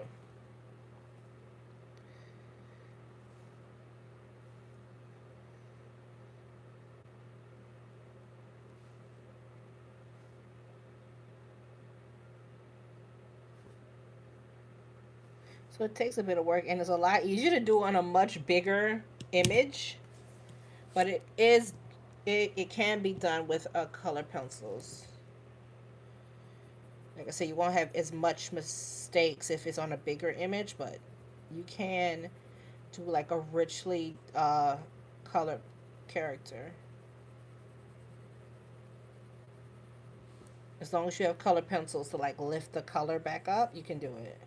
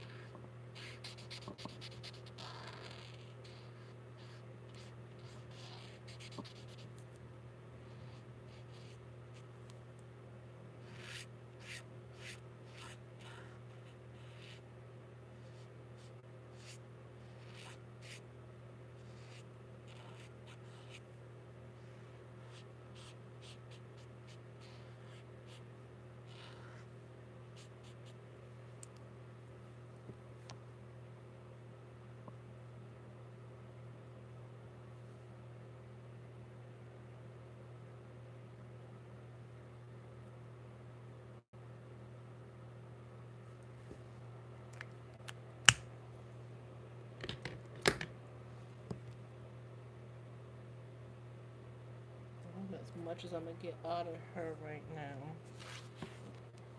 But yeah, that's just a demo of how you do it.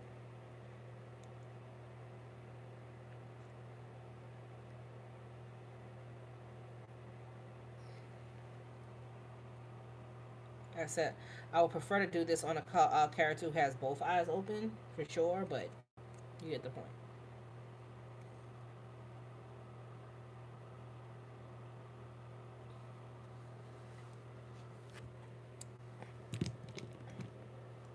You can do it. Probably won't use a base that dark next time, no. Probably won't use the base that dark next time. But it's still good to know how to do it because what if I want to do a character and she's lit like, in a dark way. So yeah. But I probably won't let my base be that dark, and I'll end up using the color that I used as her base as one of her shade colors.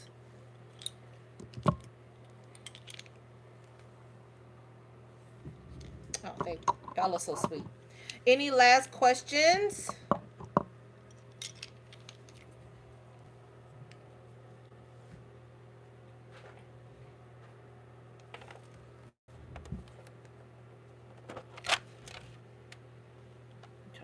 I try to be very good about putting these up as they'll roll everywhere.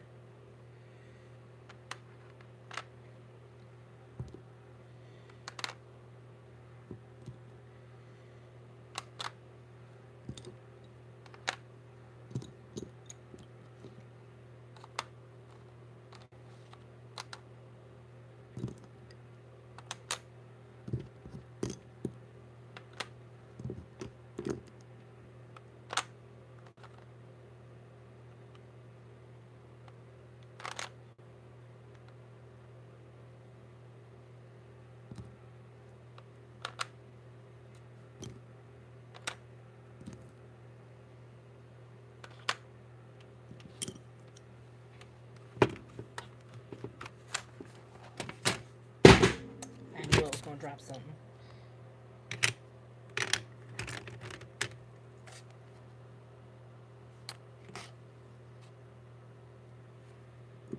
Yeah, give it a try. Like I said, don't worry if it doesn't come out right the first time. If I wish, like I said, I lost a lot of my sketchbooks in a house fire, but I wish I could show y'all some of my first attempts at it. But I have to go back and see if I have any digital files.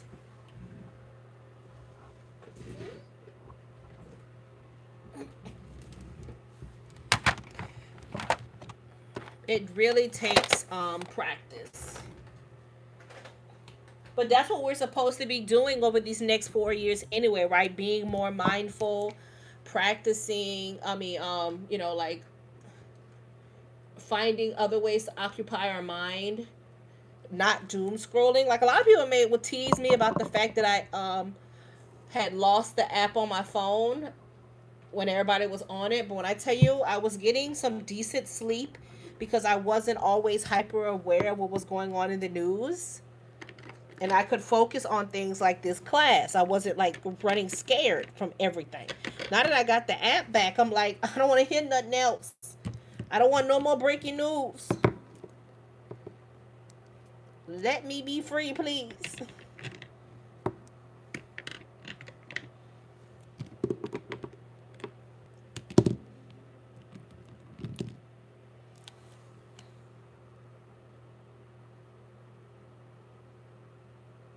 It depends. It depends. It depends on what you. Sometimes it do, sometimes it don't. It depends on what. Excuse me. I'm tapping my thing and it's shaking. It depends on. Let me see if I have an example of the other way around. It really depends on what your preference is. Yeah, I usually do makeup with markers, with the pencils. Mm, let's say you have a character who's small like this. Obviously, for her makeup, you would use color pencils. You're not gonna go in there and like with the markers and do hers. So for stuff like that, yeah, you're gonna use the color pencils for sure. Uh, she's a blend. For her, I used some marker, some color pencil. It was a blend. This is all acrylic marker. Her whole makeup look is acrylic marker. And this is where you can actually see. So this is a character. She has darker skin. You can see all the shading that I did with the color pencil. Like you can see that blush on her. That's all color pencil. Her contour, all of that. That's all color pencil. So it really just depends on your character.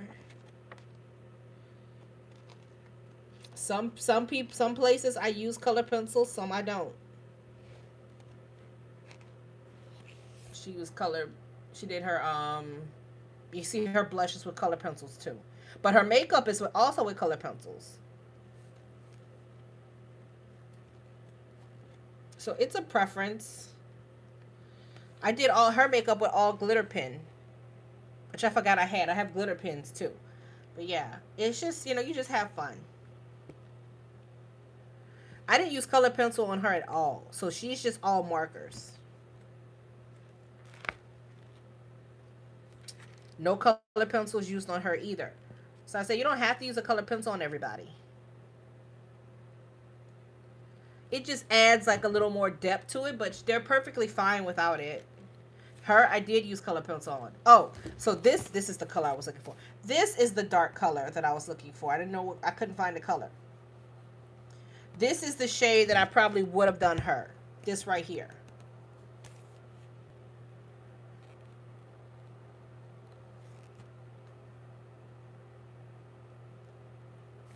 And you see it makes a difference with both of her eyes being open as well.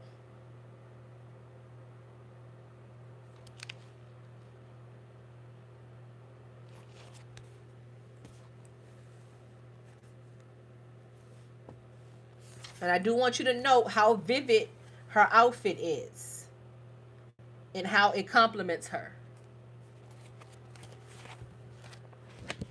So, yeah, I ain't put any color pencils on her either. Sometimes I use them, sometimes I don't.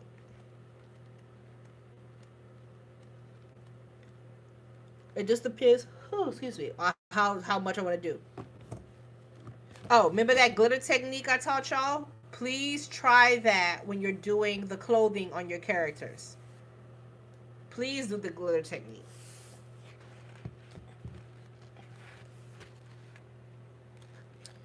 But yeah, that's yeah, it's either or. It's a preference. It's definitely a preference. I didn't even use color pencils on this one. This one is straight marker.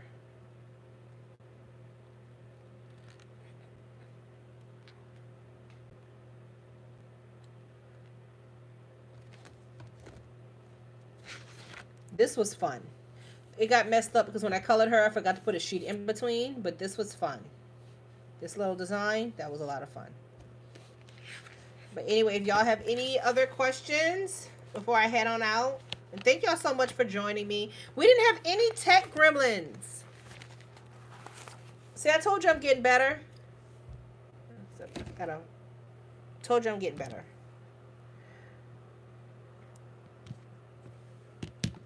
We didn't have no tech gremlins, y'all.